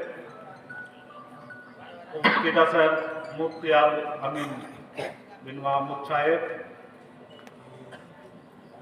উপস্থিত আছেন গণ্যমান্য ব্যক্তিবর্গ, বক্তাবৃন্দ এবং মাদ্রাসার শিক্ষক মন্ডলী, সহকারী প্রথম শিক্ষক সহ এলাকার গণ্যমান্য ব্যক্তিবর্গ, সকলের প্রতি আমার ব্যক্তিগত পক্ষ থেকে এবং 1 নং কোটালী ইউনিয়ন বিএনপির পক্ষ থেকে সালাম আসসালামু আলাইকুম। তো আসলে সবথেকে বড় কথা হইল, বড় বিষয়টা হলো আমাদের নমিনি আলহাজ ফকির মাহবুব আনাম স্বপন ভাই উঠান বৈঠক উপলক্ষে বিভিন্ন জায়গায় সে অনেক পরিশ্রম করতেছে ভাই।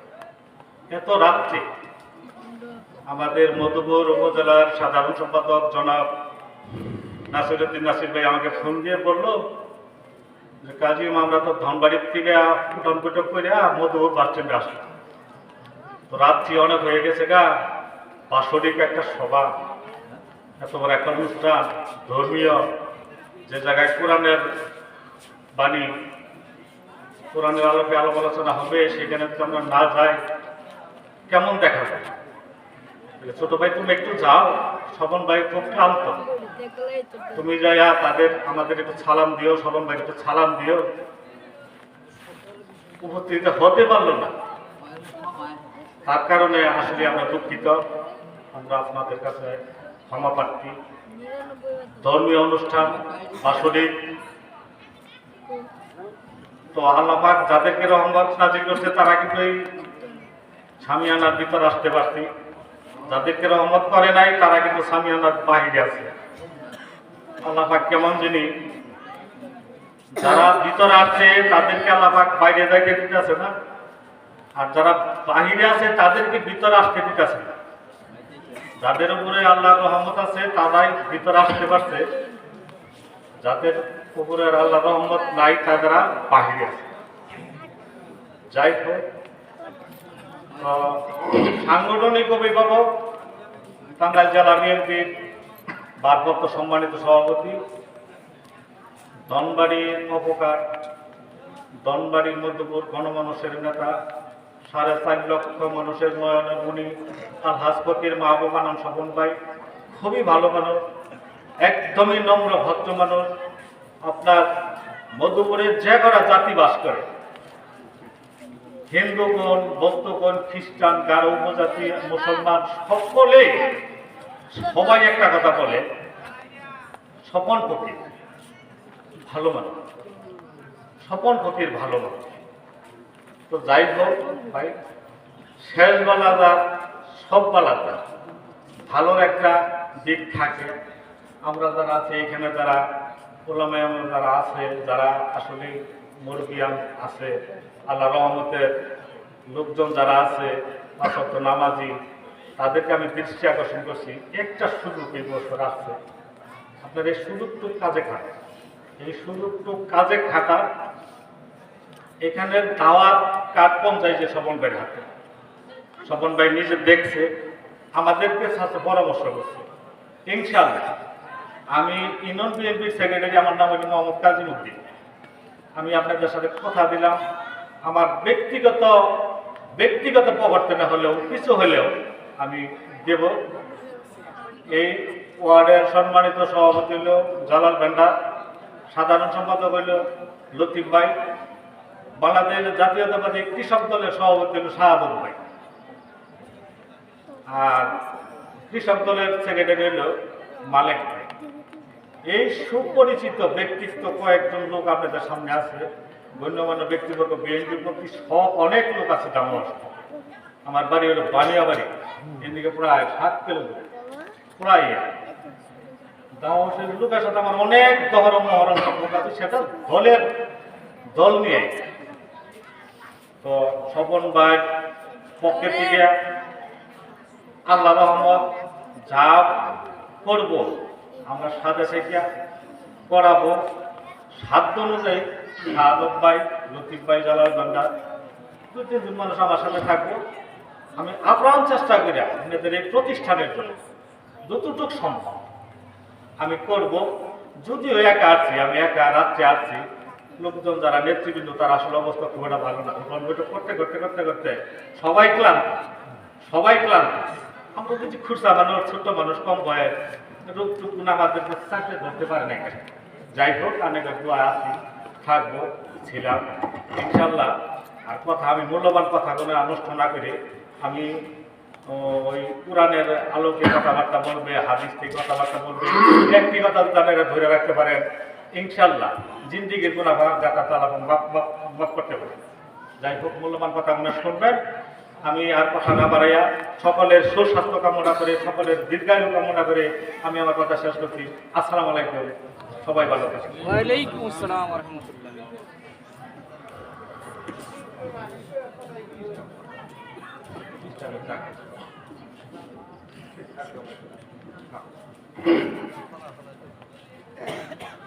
আলহামদুলিল্লাহ, আলহামদুলিল্লাহ বলেন।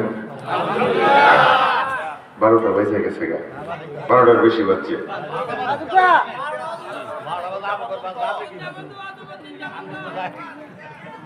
মাইরিয়াল শুন বেড়ায় এতে 8 টাকা ঘুমায় পড়বেন, আমার যাইতে ওই 100 কিলোর উপরে তাল দেয় না। আলহামদুলিল্লাহ, ঠিক আছে ইনশাল্লাহ। তাহলে আমরা কোথায় ছিলাম? ধর্মীয় শিক্ষার মাধ্যমে ছেলেদের মানুষ করা। ধর্মীয় শিক্ষায়? আরে কই আসলাম, এইটা কবে পার হইয়া বসছি। বাবা এই হাল্লগা টেবেটার মতোই কইলেনছে, আমি হাল্লগা গেছি গেছি, আমি কই আসলাম, পরে গোড়া বেটা কই স্টেজের উর্ফে আসলাম। আল্লাহ কাজিম ভাই আরো যেন রয়েছেন তারা ভাই পালাইছেন আপনি আমাদের, আমার বয়ান বন্ধ করে আমি দিছি। হ্যাঁ সফল ভাই দিবে ইনশাল্লাহ, ঠকতো না ইনশাল্লাহ। আমরা স্বাধীনতার পরে জিততে জিততে আইছি, জিতার আশা চাইরা দিচ্ছি, আমরা জেতা দরকারই আল্লাহ ইনশাল্লাহ। আমরা একটা কথা আমি আপনাদেরকে নেতৃবৃন্দ যারা আছেন, সাধারণ জনগণ যারা আছেন, পরিষ্কার বলি, আমরা স্বাধীনতা যুদ্ধের পর থেকে এই পর্যন্ত অনেক শাসক পাইছি। কি পাইছি? আরে কথা কোন, আমরা এখন আর শাসক চাই না, আমাদের একটা সেবক দরকার। কি দরকার? কি দরকার? যাদের সেবা করার মন মানসিকতা থাকবে আপনারা রাজনীতিতে আসেন, যাদের সেবা করার মন মানসিকতা থাকবে না আপনারা তওবা করে রাজনীতি ছেড়ে দেন। নিজের আখেরাত নষ্ট করেন না, দেশের ভাগ্য নষ্ট করেন না, সোজা কথা। ঠিক কিনা ধরে কন? আমরা সেবক দরকার। হযরত ওমর রাদিয়াল্লাহু তাআলা আনহু, ভাইটা শুনেন, হযরত ওমর রাদিয়াল্লাহু বলছেন, আমার শাসনকালে ফোরাত নদীর তীরে একটা পুকুরও যদি না খায় আর রাতে ঘুমায়, আমি আল্লাহর কাছে কি জবাব দিব? আমি ওমর এই চিন্তায় রাত্রে ঘুমাইতে পারি না। আমাদের এমন একজন শাসক দরকার কিনা? আল্লাহ তাআলা যারা রাজনীতির ময়দানে আছেন সবাইকে হযরত ওমরের মতো যোগ্য শাসক বানায় দেন। আমিন, আমিন জোরে কোন। আর আপনারাও একটু ভালো হন, যে চরিত্রটা একটু ভালো করুন, ঠিক আছে না? চরিত্রই জনগণ আমার নেতা গুলারে দুর্নীতিবাজ বানায় কারা জানেন? বস্ত যাইতেছে গা আরেকবার জনগণের বানায়। কেডা বানায়? বেড়া জনসেবার মানসিকতা নিয়া নির্বাচনে দাঁড়াইছে, চা খাইতে খাইতে বেটার জমিটা বেচায় আছে। কথা কম না? জনতার খেদমতের নিয়তে নির্বাচনে দাঁড়াইছে, বেটা চা খায়া 20 কাঠা জমি বেচালছে। বেটা 5 বার নির্বাচনে খারোয়া, এখন বাপের বাড়ি বিডানা ছাড়া আর কিচ্ছু নাই। এখন শেষ পেশ বেটা এক হয়েছে, তোরা আমারে ভোট দিলে দিবে, নাহলে আমি গলা ধরে দেব। কি কইতো? পরে এটারই 5-6 বার দাঁড়ানোর পরে চেয়ারম্যান বানাইছে। এখন চা খাইয়া যে বেটা 100 কাঠা জমি বেচাইছেন, এখন বেটা জমির চিন্তা করতো না আপনার রাস্তার চিন্তা করতো? তাহলে এটা খারাপ বানাইছে কেনা? এত চাহিদা কেন? মানে সকাল 8টার সময় এই নির্বাচনের চাষটলটা বসে রাত 10টার সময় ওটা লাইট দেওয়া তুলন যাইতেছে না, আরেকটা দিয়ে সকালে বাঁচি না বাঁচি খায়া মজা যায়। এটা সারণ লাগবে। কথা কন, নিজেদের চরিত্র পাল্টাবেন তো ইনশাআল্লাহ? পাল্টাবেন তো? 1 পয়সা কারো কাছ থেকে খাবেন না। আসবে ভাই আপনি জনগণের জন্য কাজ করেন, আমরা আপনার সাথে আছি, আলাপ শেষ। কথা কন, এটা ওয়াজ করতাম না, এটা আমার ওয়াজ। ভাই আসছে পাকে দিয়ে বইলা লইলাম 2 কথা ইনশাআল্লাহ। আলহামদুলিল্লাহ, আল্লাহ আমার ভাইকে যতদিন জীবিত থাকেন দেশ, জনগণ, এলাকাবাসীর কল্যাণে কাজ করার তৌফিক দেন। আমিন। জনতার কল্যাণে কাজ করার যত যোগ্যতা দরকার আমার ভাইকে আল্লাহ দান করেন। আমিন। ঠিক আছে না ইনশাআল্লাহ? আল্লাহু আকবার। তাহলে যে কথার ভিতরে ছিলাম, কই আছিলাম এটা তো ভুলে গেছি। আমাদের শিক্ষা ব্যবস্থার ভিতরে ডারউইনের মতবাদ যারা আবিষ্কার করছে, মানুষের সন্তান এক সময় বাদর ছিল, বলেন তো এরা মানুষ হইছে? জোরে বলেন না মানুষ হইছে? তাদের দাবি মতে, যাদের দাবি মতে তাদের পূর্বপুরুষ হয় বানর, তারা কখনো মানুষের সন্তান হতে পারে না। এজন্য মানুষ বানানো দরকার। আল্লাহর পয়গম্বর জনাবে মুহাম্মদুর রাসূলুল্লাহ বলেন না সাল্লাল্লাহু আলাইহি ওয়াসাল্লাম, হিরা গুহার ভিতরে বসা ইকরা পড়েন। রাসূল বলে মা আনা বিকারিন, আমি পড়তে রাজি না, আগে তুমি বলো এইটা কোন পড়া। কারণ আমি আমার জীবনে অনেক পড়া দেখছি, অনেক শিক্ষা দেখছি, অনেক শিক্ষিত মানুষ দেখছি। মক্কার জমিনে সবচেয়ে বড় শিক্ষিত হলো আবু জাহেল। আবু জাহেলের নাম কিন্তু আবু জাহেল না, আবু জাহেলের নাম কি? আবুল হাকাম। আবুল হাকাম, আবুল হাকাম মানে কি? হাকিম বলা হয় বিজ্ঞ মানুষকে, জ্ঞানী মানুষকে। তার নাম আবুল হাকাম মানে জ্ঞানীদের বাপ। কথা বলেন না কেন? তাইলে আবু জাহেল কি মূর্খ না জ্ঞানী? আবু লাহাব মূর্খ না জ্ঞানী? বলে আবু লাহাব তৎকালীন সবচাইতে বড় সাহিত্যিক ছিল। আবু জাহেল, আবু লাহাব, উতবা, শাইবা, রবিয়া, ওয়ালিদ ইবনে মুগীরা, এই বড় বড় কাফেরের লিডার গুলা মক্কার সবচাইতে বড় শিক্ষিত, কিন্তু তাদের শিক্ষা তাদেরকে মানুষ বানাইতে পারে নাই, জানোয়ার বানাইছে। কেন জানোয়ার হইছে? কই শিক্ষিত হওয়ার পরেও যারা আল্লাহকে চিনে না, এদের চাইতে বড় জানোয়ার গোটা দুনিয়াতে নাই। তাদের শিক্ষা তাদেরকে আল্লাহ চিনাইতে পারে নাই। এজন্যই রাসূল বলেন মা আনা বিকারিন, এ ভাই জিব্রাইল, আমি পড়তে রাজি না, আগে তুমি বলো তুমি যেটা পড়তে বলতেছো এইটা কোন পড়া। এই পড়ার রচয়িতাকে, সংকলককে, এই সিলেবাস কে আবিষ্কার করছে, কে পাঠাইছে? তো জিব্রাইল এবার পরিচয় দেয়, ইকরা বিসমি রাব্বিকাল্লাযী খলাক। মুহাম্মদ, এইটা দুনিয়ার কোন মানুষের কারিকুলাম না, সিলেবাস না, দুনিয়ার কোন বুদ্ধিজীবীর বানানো শিক্ষা সিলেবাস না। এই শিক্ষা সিলেবাস কার জানেননি? তো জিজ্ঞেস করে হযরত জিবরাইল বলে বিসমি রাব্বিকাল্লাযী খলাক। খলাক যিনি আপনার বানাইছে, যিনি আপনার বানাইছে, আমারে বানাইছে, কুল কায়নাতের সকল কিছু বানাইছে। এই পড়াটা তার নাম নিয়ে শুরু করা লাগে, তার নাম নেওয়া ছাড়া এই পড়া শুরু করা যায় না। এই পড়া সরাসরি তিনি নাজিল করছেন। এইটা দুনিয়ার কোন মানুষের বানানো সিলেবাস না, এইটা লৌহে মাহফুজের সিলেবাস, আরশে আজিমের সিলেবাস, আল্লাহ তাআলার সিলেবাস, দুনিয়ার কোন মানুষের বানানো না। এখন আল্লাহর পয়গম্বর বলেন না, এখন আমাকে বলো, এখন আমি পড়তে রাজি। 5টা আয়াত নাজিল হয়ে গেছে, সূরাতুল আলাকের 5টা আয়াত নাজিল হয়ে গেছে।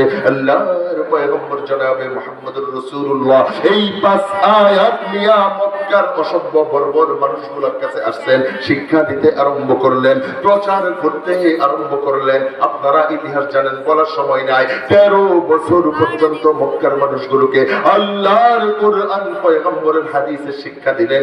বড় বড় জালেমের জুলুমে টিকতে পারলেন না, থাকতে পারলেন না, হিজরত করে মদিনায় চলে গেলেন। মদিনার মানুষদেরকে 10 বছর পর্যন্ত কুরআন হাদিসের শিক্ষা দিলেন। এই মক্কার 13, মদিনার 10, মদিনার 10, মক্কার 13। মাত্র 23 বছর সময়ে মক্কা মদিনার অসভ্য বর্বর অমানুষগুলো কুরআন হাদিসের সিলেবাসে আল্লাহর রাসূলের কাছ থেকে শিক্ষা অর্জন করার পরে, গ্রহণ করার পরে তাদের চরিত্র কত পরিবর্তন হয়ে গেছে। যারা সামান্য বিষয় নিয়ে শত শত মানুষ যুদ্ধ কইরা মরে যাইতো, এখন যদি তাদের গালে কেউ চোর লাগাইয়া দেয় তো হাত ধইরা বলে, এ ভাই আমারে মারছো, তোমার হাতে ব্যথা পাইলা নাকি? সুবহানাল্লাহ নাই? কয় আমারে যে মারছো তুমি, ব্যথা পাইলা নাকি?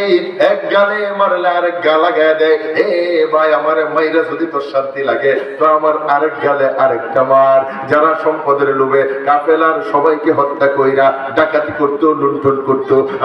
আরে মক্কার বাজারে স্বর্ণের থলি কইরা রইছে, দিন যায়, রাত যায়, সপ্তাহ যায়, মাস চইলা যায়, থলের জায়গায় থলে পড়ে থাকে, স্বর্ণের জায়গায় স্বর্ণ কইরা থাকে, কেউ তাকায় না। যারা ঘরে দুইটা নারীর ইজ্জত নষ্ট করতো, আরে মক্কা থেকে মদিনা পর্যন্ত রাতের অন্ধকারে একজন ষোড়শী যুবতী সুন্দরী মহিলা একা একা সফর করে, কোন আল্লাহর বান্দা চক্ষু তুইলা তার দিকে তাকায় না। যারা কন্যা সন্তান হইলে জীবন্ত মাটির নিচে গাইরা ফেলাইতো, এখন তারা নামাজের সাজদায় পইরা আল্লাহর কাছে কন্যা সন্তান চায়। কন্যা সন্তান হইলে ছেলে সন্তানের চাইতে বেশি খুশি হয়ে যায়, বেশি আনন্দিত হয়ে যায়। এত পরিবর্তন, এত পরিবর্তন, এত পরিবর্তন কিসের মাধ্যমে? কিসের মাধ্যমে? একমাত্র শিক্ষার মাধ্যমে, একমাত্র শিক্ষার মাধ্যমে। ওই শিক্ষা কোন শিক্ষা? কয়টা হাট্টি মাটিম টিম মাঠে পারে ডিম, এই ঘোড়ার ডিমের শিক্ষা না, ডারউইনের শিক্ষা না, ট্রান্সজেন্ডারের শিক্ষা না, কোন চান্দি ছিলা বুদ্ধিজীবীর বানানো শিক্ষা কারিকুলাম না। এইটা গারে হারা শিক্ষা, এইটা জাবালে নূরের শিক্ষা, এইটা আরশে আজিমের শিক্ষা, লৌহে মাহফুজের শিক্ষা, মুহাম্মদুর রাসূলুল্লাহ শিক্ষা, এইটা আমার আপনার সৃষ্টিকর্তা সরাসরি আমার আল্লাহ শিক্ষা, এইটা কোরআনের শিক্ষা, এইটা হাদিসের শিক্ষা। এই জন্যই উম্মতের উলামায়ে কেরাম বলেন কোরআন হাদিসের শিক্ষায় মানুষদেরকে সত্যিকার মানুষ বানাইতে পারে। কোরআন হাদিসের শিক্ষা একজন মানুষকে সত্যিকার মানুষ বানাইতে পারে। কোরআন হাদিসের শিক্ষা মানুষকে সত্যিকার মানুষ বানাইতে পারে। মানুষ যদি সত্যিকার মানুষ হইতে চায়, কোরআন হাদিসের শিক্ষা ছাড়া বিকল্প কোনো রাস্তা নাই। ঠিক কিনা জোরে বলেন? আল্লাহু আকবার। এজন্যই আল্লাহর পয়গম্বর বলেন তালাবুল ইলমি ফরিদাতুন আলা কুল্লি মুসলিম। এই হাদিসের অর্থ বলেন তো, বলেন কুরআন হাদিসের শিক্ষা অর্জন করা দুনিয়ার সকল ঈমানদারের উপরে ফরজ। জোরে বলেন না কেন? এই হাদিস জন্মের পর থেকে শুনতেছেন না? জন্মের পর থেকে 80 বছর ধরে শুনতেছেন, কিন্তু বুঝেন নাই। আজকে বুঝা যাবেন ইনশাআল্লাহ। আরে কথা কয় না? আমি গ্যারান্টি দিলাম আপনি 80 বছর ধরে হাদিস শুনলেও হাদিসে অনেক বুঝা কুলায় উঠতে পারেন নাই, হাদিসের মর্মটাই আপনি বুঝেন নাই। চলেন আমি আপনাদেরকে বুঝাই। তলাবুল ইলমি ফারি, আপনারা কি যাবেন গা? হ্যাঁ না, কই যান? হ্যাঁ ঠিক আছে, উড়াউড়ি করুন না, যে উঠলে আমার লইয়া উঠবে।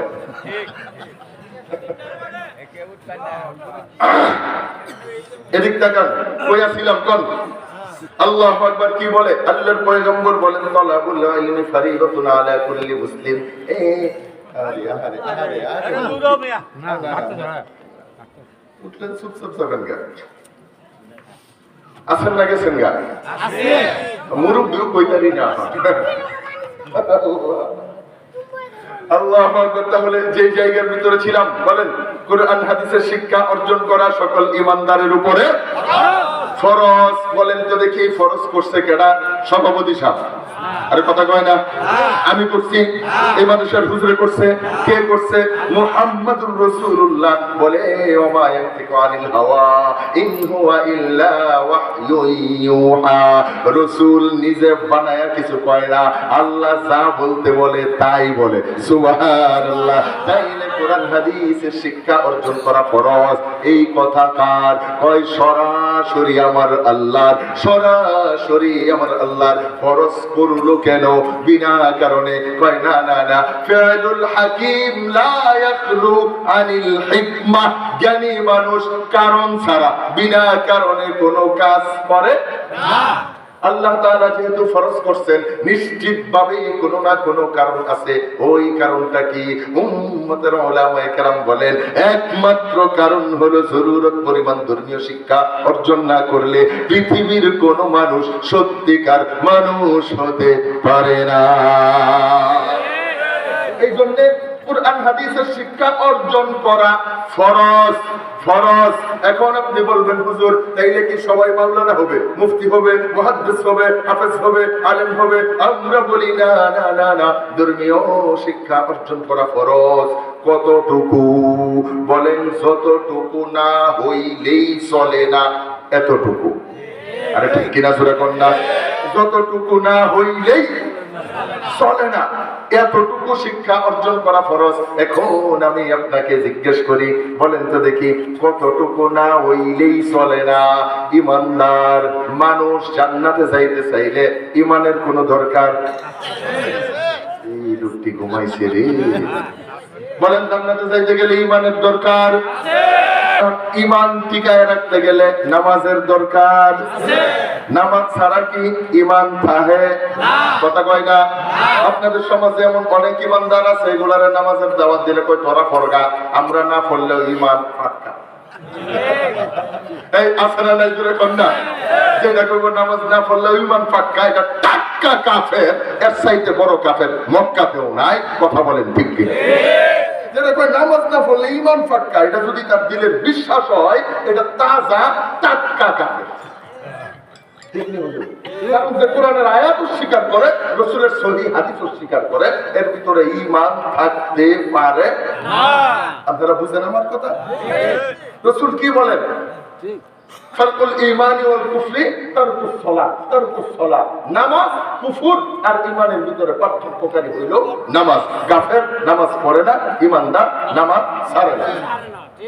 রাসূল কয় যারা পাঁচ ওয়াক্ত মসজিদে যেতে দাও তার ঈমানের ব্যাপারে সাক্ষ্য দাও, যারা দেখো না এর ঈমানে বেজার। কথা কই না কেন? এটা আমার বানাই না কথা। আল্লাহর রাসূল কি কয়? as-salatu imaduddin, নামাজ হলো দ্বীনের খুঁটি, দ্বীনের স্ট্রাকচার, দ্বীনের ফাউন্ডেশন। রাসূল কয় মান তারাকাহা ফাকাদ হাদামাদ দ্বীন, যে নামাজ ছেড়ে দিল এটা দ্বীনের ফাউন্ডেশন, ঈমানের ফাউন্ডেশন ভাঙা লাগলো। কারণ ফাউন্ডেশন ভাঙিয়েছে, বিল্ডিং কি আপনার মাথার উপরে ঘর হইছে না? এটা মাথার উপরে ঠাস করে আয়া পড়বে। কথা কয় না লোকগুলা?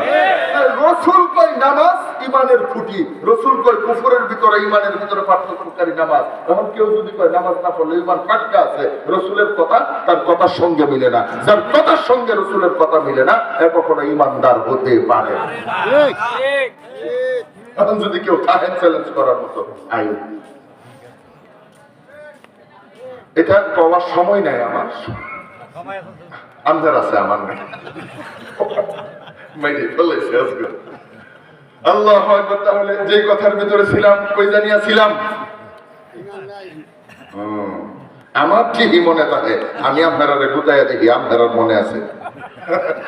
আল্লাহু আকবার। তাইলে কোন ঈমান ছাড়া জান্নাত পাওয়া যায় না, আর ঈমান টিকা নামাজ ছাড়া ঈমান টিকানো যায় না। এজন্যই জান্নাত পাইতে গেলে ঈমান লাগবে, ঈমান টিকাইতে গেলে নামাজ লাগবে, নামাজ টিকাইতে গেলে নামাজের বাহিরে ভিতরে কিছু ফরজ আছে না নাই জোরে কন্যা, এগুলো আদায় করা লাগবে। ইচ্ছায় অনিচ্ছায় ফরজ যদি ছুইটা যায় তাইলে নামাজ বাতিল হয়ে যায়, ফরজ না আদায় করলে নামাজ হয় না। চলেন আমরা দেখি নামাজে কি কি ফরজ আছে। বাহিরে ভিতরে 13টা আছে, আমার হাতে সময় নাই, বাইরের একটা কই, ভিতরের একটা কই। নামাজের ভিতরে একটা ফরজ আছে কেরাত পড়া। কেরাত পড়া বাণীটা কি? কোরআন থেকে কিছু তিলাওয়াত করা, কোরআন থেকে কিছু তিলাওয়াত করা, এইটা ফরজ। নামাজে কোরআন তিলাওয়াত না করলে নামাজ হয় না। এজন্যই উম্মতের উলামায়ে কেরাম বলেন, একজন আদম সন্তান সে যদি নিজের নামাজকে সত্যিকার নামাজ বানাইতে চায়, তাহলে সূরাতুল ফাতিহা সহ অন্তত 5টা সূরা সহিহ শুদ্ধভাবে মুখস্থ করা ফরজ। দুনিয়ার প্রত্যেকটা ইমানদারের জন্য অন্তত 5টা সূরা মুখস্থ করতেই হবে, করতেই হবে। করা ছাড়া দ্বিতীয় কোনো রাস্তা নাই, এবং যেন তেন ভাবে না, সহিহ শুদ্ধভাবে। কারণ নামাজ ভঙ্গের 19টা কারণ। 1 নাম্বার কারণ নামাজে কথা কন না কেন? আপনারা জানেন না এটা নামাজে অশুদ্ধ করা?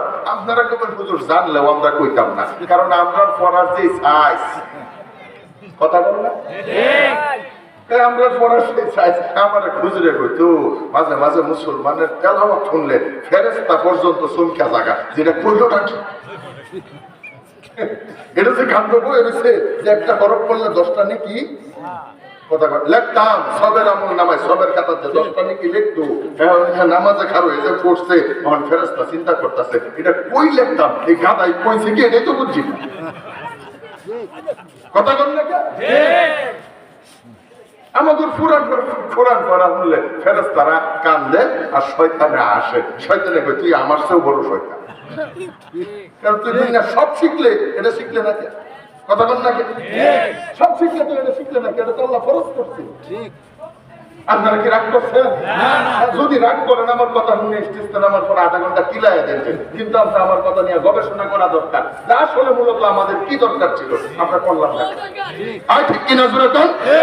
আল্লাহু আকবার। তাইলে কত দেখি 5টা সূরা মুখস্থ করা ফরজ, মানে কি করতেই হবে, করতেই হবে, করা ছাড়া কোনো গতি নাই। চলে না, আমাদের সময় নাই।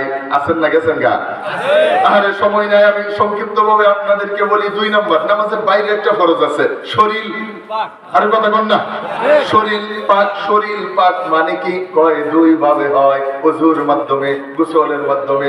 ওযু না থাকলে ওযু করবেন, গোসল ফরজ হয়ে গেলে গোসলের মাধ্যমে। এখন বলেন তো দেখি, এই শরীর যদি ওযু গোসলের মাধ্যমে পাক করতে যায়, তাহলে ওযু গোসলের ভিতরে কিছু ফরজ আছে না নাই? এই ফরজ যদি আদায় না করি তাইলে তো শরীর পবিত্র হবে না। এজন্য পাক পবিত্রতা, ওযু গোসলের সকল মাসআলা শিক্ষা করাটা ফরজ। ভালো কইরা বলেন, শিক্ষা করাটা ফরজ। কারণ শরীর পাক না হইলে তো নামাজি হইতো না, সূরা কেরাত না জানলে নামাজি হবে না। এজন্যই একজন ইমানদার ঈমান বাঁচাইতে গেলে নামাজের দরকার। নামাজ বাঁচাইতে গেলে 5টা সূরা মুখস্থ করা দরকার, তাশাহুদ দরকার, দুরূদ শরীফ দরকার, দোয়ায়ে মাসুরা দরকার, দোয়ায়ে কুনুত দরকার, নামাজের তাকবীরাত গুলা জানা দরকার, তাসবিহাত গুলা জানা দরকার, নামাজের ফরজ গুলা, ওয়াজিব গুলা, সুন্নাত গুলা, মুস্তাহাব্বাত গুলা, এ টু জেড আল্লাহর বান্দার জানা দরকার। আল্লাহর বান্দার জন্য নামাজ ভঙ্গের কারণ জানা দরকার, ওযু ভঙ্গের কারণ জানা দরকার। আল্লাহর বান্দা যদি ঈমান টিকাইতে যায় তাহলে নামাজ, ওযু, তায়াম্মুম এগুলোর এ টু জেড মাসআলা তার জানা দরকার, জানতেই হবে, জানাটা ফরজ। এখন না, মনোযোগ নাই রে। এই ভাই পরে এদিক সেদিক তাকান দেয়া হেনুকে ঠাডা পইরা যাক, আপনার দেখার দরকার আছে? ওই যে দেখতেছে ঠাডা পড়ছে, এটা কইরেছি আমি। এদিক তাকায় দেখেন, এগুলা আমার শুন নাই, আমি কিচ্ছা হুজুর না। কানটার ভিতরে আটটা দিয়া টান একটা মারছে, কাইন্ডা মারটারে ভিজাইয়া বাজ্ঞা বই লয়ে কইতাছে 5টা হুজুরে কইছেও। পরে বউ জিজ্ঞেস কি কইছে, ওইটা হুজুরে জানে, আমি কি জানি। এইটা আমার সারারাত করে লাভ আছে? এগুলা শিক্ষণীয় কথা জানা দরকার আছে না নাই? এই জন্য আমি বলি যে বাবা, আমি কোনো দুনিয়ার বক্তা হইতাছি না, কারণ বক্তারাই এমনি ওয়াজ করে না। কথা কয় বক্তারা কি এমনি কথা কয়? আমি শিক্ষক, মাদ্রাসা পড়াই, 2টা মাদ্রাসা পড়াই। আমি বুঝাইয়া বুঝাইয়া কথা বলতে আমার ভাল লাগে, এজন্য বুঝাইয়া বুঝাইয়া কইতাছি। আপনারা বুঝতাছুই? আল্লাহু আকবার। তাহলে যে কথার ভিতরে ছিলাম ভালো কইরা বুঝেন। তাইলে নামাজ ঈমান বাঁচাইতে গেলে কি জানি লাগবো? নামাজ। কথা কয় না রে? নামাজ। নামাজ বাঁচাইতে গেলে জানি কি লাগবো? সূরা লাগবে, তাশাহুদ লাগবে, দুরূদ শরীফ, দোয়ায়ে মাসুরা, দোয়ায়ে কুনুত, ফরজ, ওয়াজিব, সুন্নাত, নফল, ভঙ্গের কারণ, ওযু, গোসল, তায়াম্মুম এগুলা সব জানা লাগবে, জানতেই হবে, জানাটা ফরজ। এখন আপনি শরীয়তের মাসআলা বুঝেন। ইসলামী শরীয়তে নাবালেগের উপরে কোনো বিধান ফরজ হয় না। নাবালেগের নামাজ নাই, নাবালেগের রোজা নাই, নাবালেগ কোটি টাকার মালিক, যাকাত নাই, নাবালেগ 1000 কোটি টাকার মালিক। আল্লাহর বান্দার হজ করা লাগবে না। কেন লাগবে না? কই নাবালেগ, এর আমল নামা খুলছেই না, লেখা শুরু হয় নাই, নাবালেগের শরীয়ত নাই। নাবালেগ শরীয়তের বাহিরে, আউট অফ সিলেবাস, এটা গণার বাইরে। ঠিক কিনা জোরে কোন না কেন? এখন আপনাকে জিজ্ঞেস করি, আপনার নাবালেগ সন্তানটা রাতের বেলায় ঘুমাইছে, রাত 3টার সময় টের পাইছে আমি বালেগ হইছি। কেমনে হইছে এটা আমি মাইকা কইতাম? যে কোনো ভাবে টের পাইছে যে আমি ঠিক কথা কয় না রে, আমি কি হয়ে গেছি গা। এমন হইতে পারে কি পারে না? ধরেন রাত্রে কেউ স্বপ্ন দেখে হয়ে গেছে গা, কি বুঝছে যে আমি এখন বালেগ হয়ে গেছি গা। বলেন তো দেখি, যে এই সন্তানটা রাত 3টার সময় টের পাইছে বালেগ হয়ে গেছে গা, আলামাতুল বুলুগ তার প্রকাশ হয়ে গেছে গা, 2 ঘন্টা পরে 5টা 5:30টায় ফজরের নামাজ। এই সন্তান যে রাতের এশার নামাজ তার উপরে ফরজ ছিল না, রাত 3টায় টের পাইছে বালেগ হয়ে গেছে গা, 2-2.5 ঘন্টা পরে ফজরের নামাজ আদায় করা এই সন্তানের উপরে সূরা বলেন না, সূরা বলেন না। এই সন্তানের উপরে ফরজ। এখন এই ফজরের নামাজ জামাতে আদায় করতে গেলে আমার আপনার সন্তানের কি কি জানা লাগবে? কই যে এতক্ষণ যা বললাম 5টা সূরা মুখস্থ করতে হবে, আলিফ বা তা সা হরফগুলা শিখতে হবে, তার তাসদীদের উচ্চারণ, জজমের উচ্চারণ, হরকতের উচ্চারণ, মদ মাখরাজগুলা, সিফাত তাজবিদগুলা সব জানা লাগবে। আল্লাহর বান্দা নামাজ বানাইতে গেলে ওযু গোসলের ফরজ জানা লাগবে, তায়াম্মুম জানা লাগবে, নামাজ ভঙ্গের কারণ জানা লাগবে, দুরূদ শরীফ, দোয়া, মাসুরা কুনুত জানা লাগবে, আল্লাহর বান্দার তাশাহুদ জানা লাগবে, নামাজের তাকবীরাতগুলা, তাসবিহাতগুলা জানা লাগবে। বলেন তো দেখি, হাতে সময় আছে 2 ঘন্টা, এই বিশাল সিলেবাস মুখস্থ করা মাত্র 2 ঘন্টায় এই সন্তানের পক্ষে সম্ভব? আর কথা বলেন না রে ভাই, এই সন্তানের জন্য 2 ঘন্টায় সব কিছু আয়ত্ত করা সম্ভব। এই জন্যই উম্মতের উলামায়ে কেরাম বলেন, নাবালেগের উপরে শরীয়তের কোনো বিধান ফরজ হয় না, কিন্তু সন্তান বালেগ হওয়ার সাথে সাথে শরীয়তের যেই বিধানগুলো আদায় করা আল্লাহর পক্ষ থেকে এই সন্তানের জন্য ফরজ হয়ে যায়। সন্তান যেন এই বিধানগুলা সঠিকভাবে শুদ্ধভাবে আদায় করতে পারে, এই জন্য তার যা যা জানা দরকার, যা যা শেখা দরকার, যা যা মুখস্থ করা দরকার, তাকে নাবালেগ অবস্থায় এই সব বিষয় শিক্ষা করানো, শিক্ষা দেওয়ানো, মুখস্থ করানো দুনিয়ার প্রত্যেকটা মা বাবার উপরে ফরজ। এটা সন্তানের ফরজ না, এটা মা বাবার উপরে ফরজ। মা বাবা সন্তানকে নামাজ শিখাবে, পবিত্রতা শিখাবে, ওযু শিখাবে, গোসল শিখাবে, এইটা মা বাবার উপরে ফরজ, মা বাবার উপরে ফরজ, মা বাবার উপরে ফরজ। আজকে আমরা আমাদের এই ফরজ দায়িত্ব পালন করি না। আমার আপনার সন্তান পেটটার ভিতর বোমা মারলে সূরাতুল ফাতিহা পড়তে পারে না, আউযু বিল্লাহ পড়তে পারে না। আমার আপনার সন্তান ডাক্তার হয়ে গেছে, ইঞ্জিনিয়ার, ব্যারিস্টার, বিরাট বড় কিছু হয়ে গেছে, কিন্তু গোসলের ফরজ জানে না, ওযুর ফরজ আল্লাহর বান্দা জানে না। এখন এই মুহূর্তে যে যুবকগুলা বৈশা রয়েছে, শিক্ষিত যুবক, একটারা যদি দাঁড় করায় কই সঠিকভাবে গোসলের ফরজগুলা কয়, কেন নষ্ট করিয়া? আপনারা রাগ করে আছেন না? এই যুবক বন্ধুগুলা রাগ করে আছো না? আমি যদি কই সঠিকভাবে কও, আল্লাহু আকবার, এখন কোন যুবকগুলা পারে না কেন? কথা আছে না, পারে না কেন? কারণ আমরা মা বাবারা আমাদের দায়িত্ব পালন করি নাই। আমাদের দায়িত্ব ছিল এগুলা নাবালেগ অবস্থায় তারে শেখানো, আমরা শিখাই নাই। এই না শেখানোর কারণে এখন অবস্থাটা কি হয়েছে? আমার আপনার যুবক সন্তানরা যেই দিন বুঝছে না বালেগ হয়ে গেছে গা, গোসল কইরা পবিত্র হইতে হবে, ফরজ তো শিখাই নাই। 2 কেজি ওজনের সাবান নিয়ে বাথরুমে ঢুকছে, নতুন বালেগ হইছে না, জুস আছে না শরীর, 2 কেজি ওজনের সাবানটা নিয়া ফজর পর্যন্ত ডলছে, সাবানও শেষ, সুবাও চিরা ফেলাইছে, শরীর দ্বারা টমেটোর মতো লাল বানায় আসছে, কিন্তু ফরজ আদায় করে নাই, পবিত্র হইছে। এটা পবিত্র হয়েছে? না, ডললে পরিষ্কার হওয়া যায়, পবিত্র হওয়া যায় না। পবিত্র হইতে গেলে ফরজ আদায় করা দরকার। এখন আমি আপনি তো শিখাই নাই, হে ডল্লা মুল্লা পারফিউম তোর মাইরা বাইর হয়ে গেছে গা, আমার চাইতে পবিত্র আর কেউ নাই। অথচ পবিত্র শরীরটা নিয়া এখন এই মুহূর্তে আল্লাহর বান্দা কোরআনের ময়দানে বৈশা রয়েছে, আমি আপনি পবিত্রতা শিখাই নাই। সন্তান জুমার নামাজে আল্লাহর ঘর মসজিদে যায়, অপবিত্র শরীরটা নিয়া আমার যুবক সন্তানটা আল্লাহর ঘর মসজিদের ভিতর বৈশা থাকে। মা বাবা মইরা গেছে গা, সন্তান মা বাবার জানাজায় খার হয়ে রয়েছে, শরীর অপবিত্র। এটা কোন ঠিকের জাত হইছে? ঠিক না? ঠিক সুরে কোন সন্তান অপবিত্র? আপনারা রাগ করতেছেন? জিরায় জিরায় ঠিক কই, ঠিক কইব একবারে।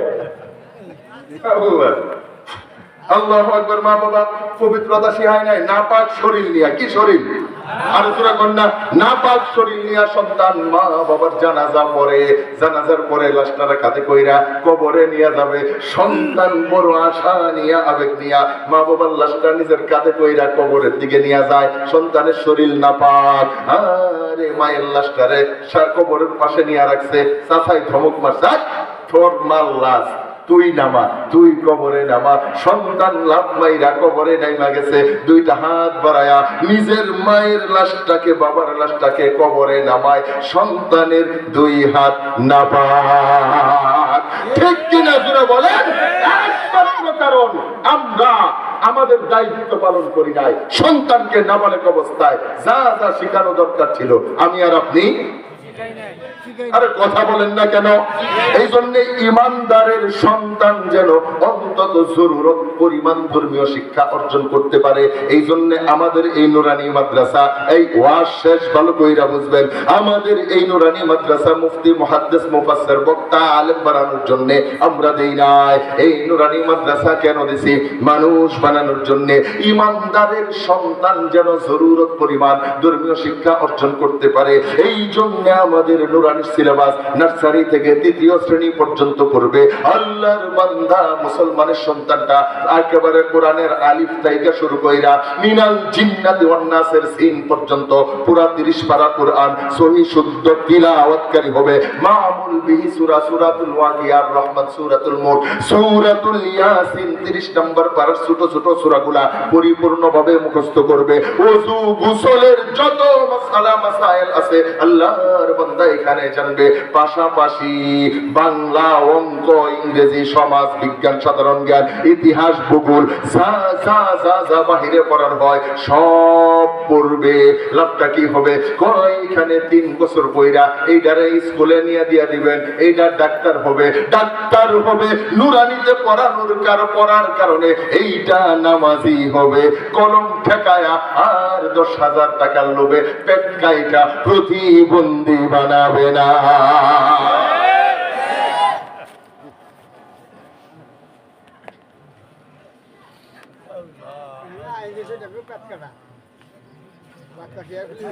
আপনারা যেমন চাই ফেবা চাই লাগে মানুষ তো কাজে আইব, কথা কয় না, স্টেজের কাজে আইতো না, একজন আয় হেবা চাই কিন্তু একটা হেবা চাই, এটা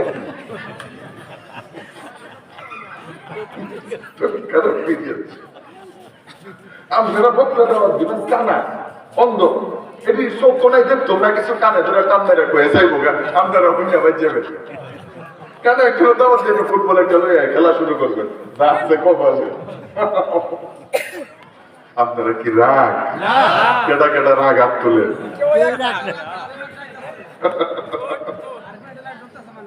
আল্লাহু আকবার। তাহলে এই আমার কথা কি বুঝছেননি? তাহলে আমরা নুরানি মাদ্রাসা দিছি কি বক্তা বানানোর লাগি? কথা কয় না? আলেম, মুফতি, মুহাদ্দিস? আরে না, আমরা নুরানি মাদ্রাসা দিছি ডাক্তার বানানোর জন্য, ইঞ্জিনিয়ার বানানোর জন্য, ব্যারিস্টার বানানোর জন্য, আইনজীবী বানানোর জন্য। নুরানিতে 3য় শ্রেণী পর্যন্ত পড়াবেন। আপনার যদি আলেম বানাইতে না মনে চায় এইটারে স্কুলে দিয়া দিবেন, এইটা ইঞ্জিনিয়ার হবে। নুরানিতে পড়ানোর কারণে আল্লাহ ভিতরে যে ভ্যাকসিনটা ঢুকায় দিছে, মানুষ হওয়ার যে ভ্যাকসিনটা ঢুকায় দিছে, এইটা নুরানিতে পড়া ইঞ্জিনিয়ার হবে, রডের বদলে বাঁশ ঢুকাবে না। এটারে নুরানিতে পড়ায়া এটারে ব্যারিস্টার বানাবেন, আইনজীবী বানাবেন, মানুষকে মিথ্যা মামলা দিয়া জেল খাটাবে না। ঠিক কিনা জোরে বলেন না কেন? এইটারে নুরানিতে পড়ায়া এইটারে বড় রাজনৈতিক নেতা বানাবেন, এইটা দেশের টাকা পাচার কইরা বিদেশে বাড়ি করবে না।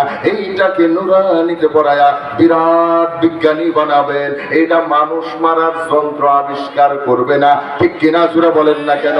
এই জন্য এই ইমানদারের সন্তানকে যদি সত্যি মানুষ বানাইতে চায় তাহলে নুরানিতে শিক্ষা অর্জন ছাড়া বিকল্প কোনো রাস্তা নাই।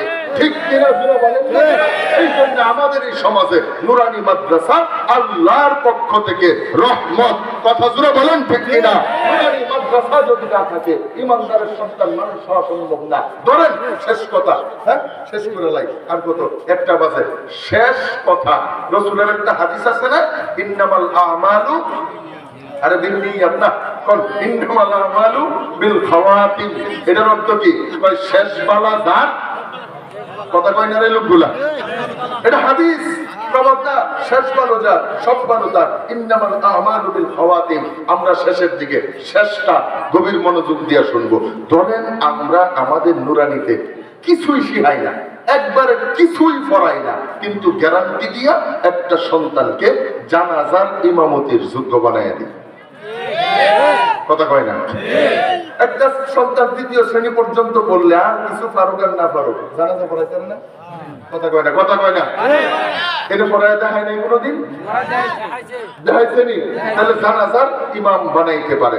শেষ কথা, শেষ কথা, এই যে আমার চাচা মুরব্বী, ধরেন আমার বয়ান শেষ, উনি আমার বয়ানের পরে হঠাৎ করে স্টেজে নামার পরে আমার হাতটা ধরে কইল, বেটা রে, আমার বংশে তো কোনো আলেম টালেম নাই, তোমার ওয়াজটা শুনলাম, মোটামুটি কিছু কইছো, ভালোই লাগছে, এই জন্য আমি তোমার ওসিয়ত করে গেলাম, আমি যদি মইরা যাই, তুমি যদি খবর পাও, তাহলে আমার জানাজাটা তুমি পড়ায়ো। এরকম ওসিয়ত করে কি করে না? আপনারা ওয়াজ বুঝেন? আরে মানুষ করে কি করে না? ধরেন আমিও ভদ্রতার খাতিরে মুরব্বী মানুষ কইছে, আমিও কইলাম আচ্ছা ঠিক আছে, পড়া মনে আমি, পরে উনি মরার আগে আপনারা কইয়া গেছে যে এই বেটারে খবর দিও যে আমি মরতাছি। বুঝেননি কথা? এই বেটা মরে গেল গা, আপনারা আমার কি করলেন? চাচা আপনারা মারা আমার উদ্দেশ্য না, আপনার বাচ্চাটা হেন, আল্লাহ অনেক লম্বা হায়াত দেখ, আমিন কর, আল্লাহ সুস্থ হায়াত দান করুক, আমিন বলেন। ধরেন আল্লাহ না করুক, উনি এমন একদিন ইন্তেকাল করছেন যেদিন আমার মাহফিল করছে এই কুড়িগ্রাম, নাগেশ্বরী, বুরুঙ্গামারি, উলিপুর, সিলবাড়ি, আছে না নাই? এই আমার বয়ান এশার নামাজের পরে আর চাচার জানাজা আসরের নামাজের পরে। আপনারা আমার খবরও দিচ্ছেন, আমিও ভদ্রতার খাতিরে আসছি আপনাদেরকে নিয়ে, চাচার আল্লাহর সামনে নিয়ে আল্লাহু আকবার কয়ে জানাজা শুরু করে দিছি। আমার অবদারিতার সাথে বলেন তো দেখি, আমি যত বড় বুজুর্গই হই, আমার মনটা কি জানাজা আছে? কথা কয় না? আমার মন জানাজাত আছে? আমার মন তো গেছে গা কোন সময় আমি যাবো উলিপুর সিলমারি, কারণ আমার তো রাত মিস হইলে 20,000 নাই। আরে কত কম নাই? আমার রাত মিস হইলে 20,000 নাই। এই বেটা কেডা মরছে কই যাই বোঝাইতে থাকছে, এর লগে আমার কি সম্পর্ক?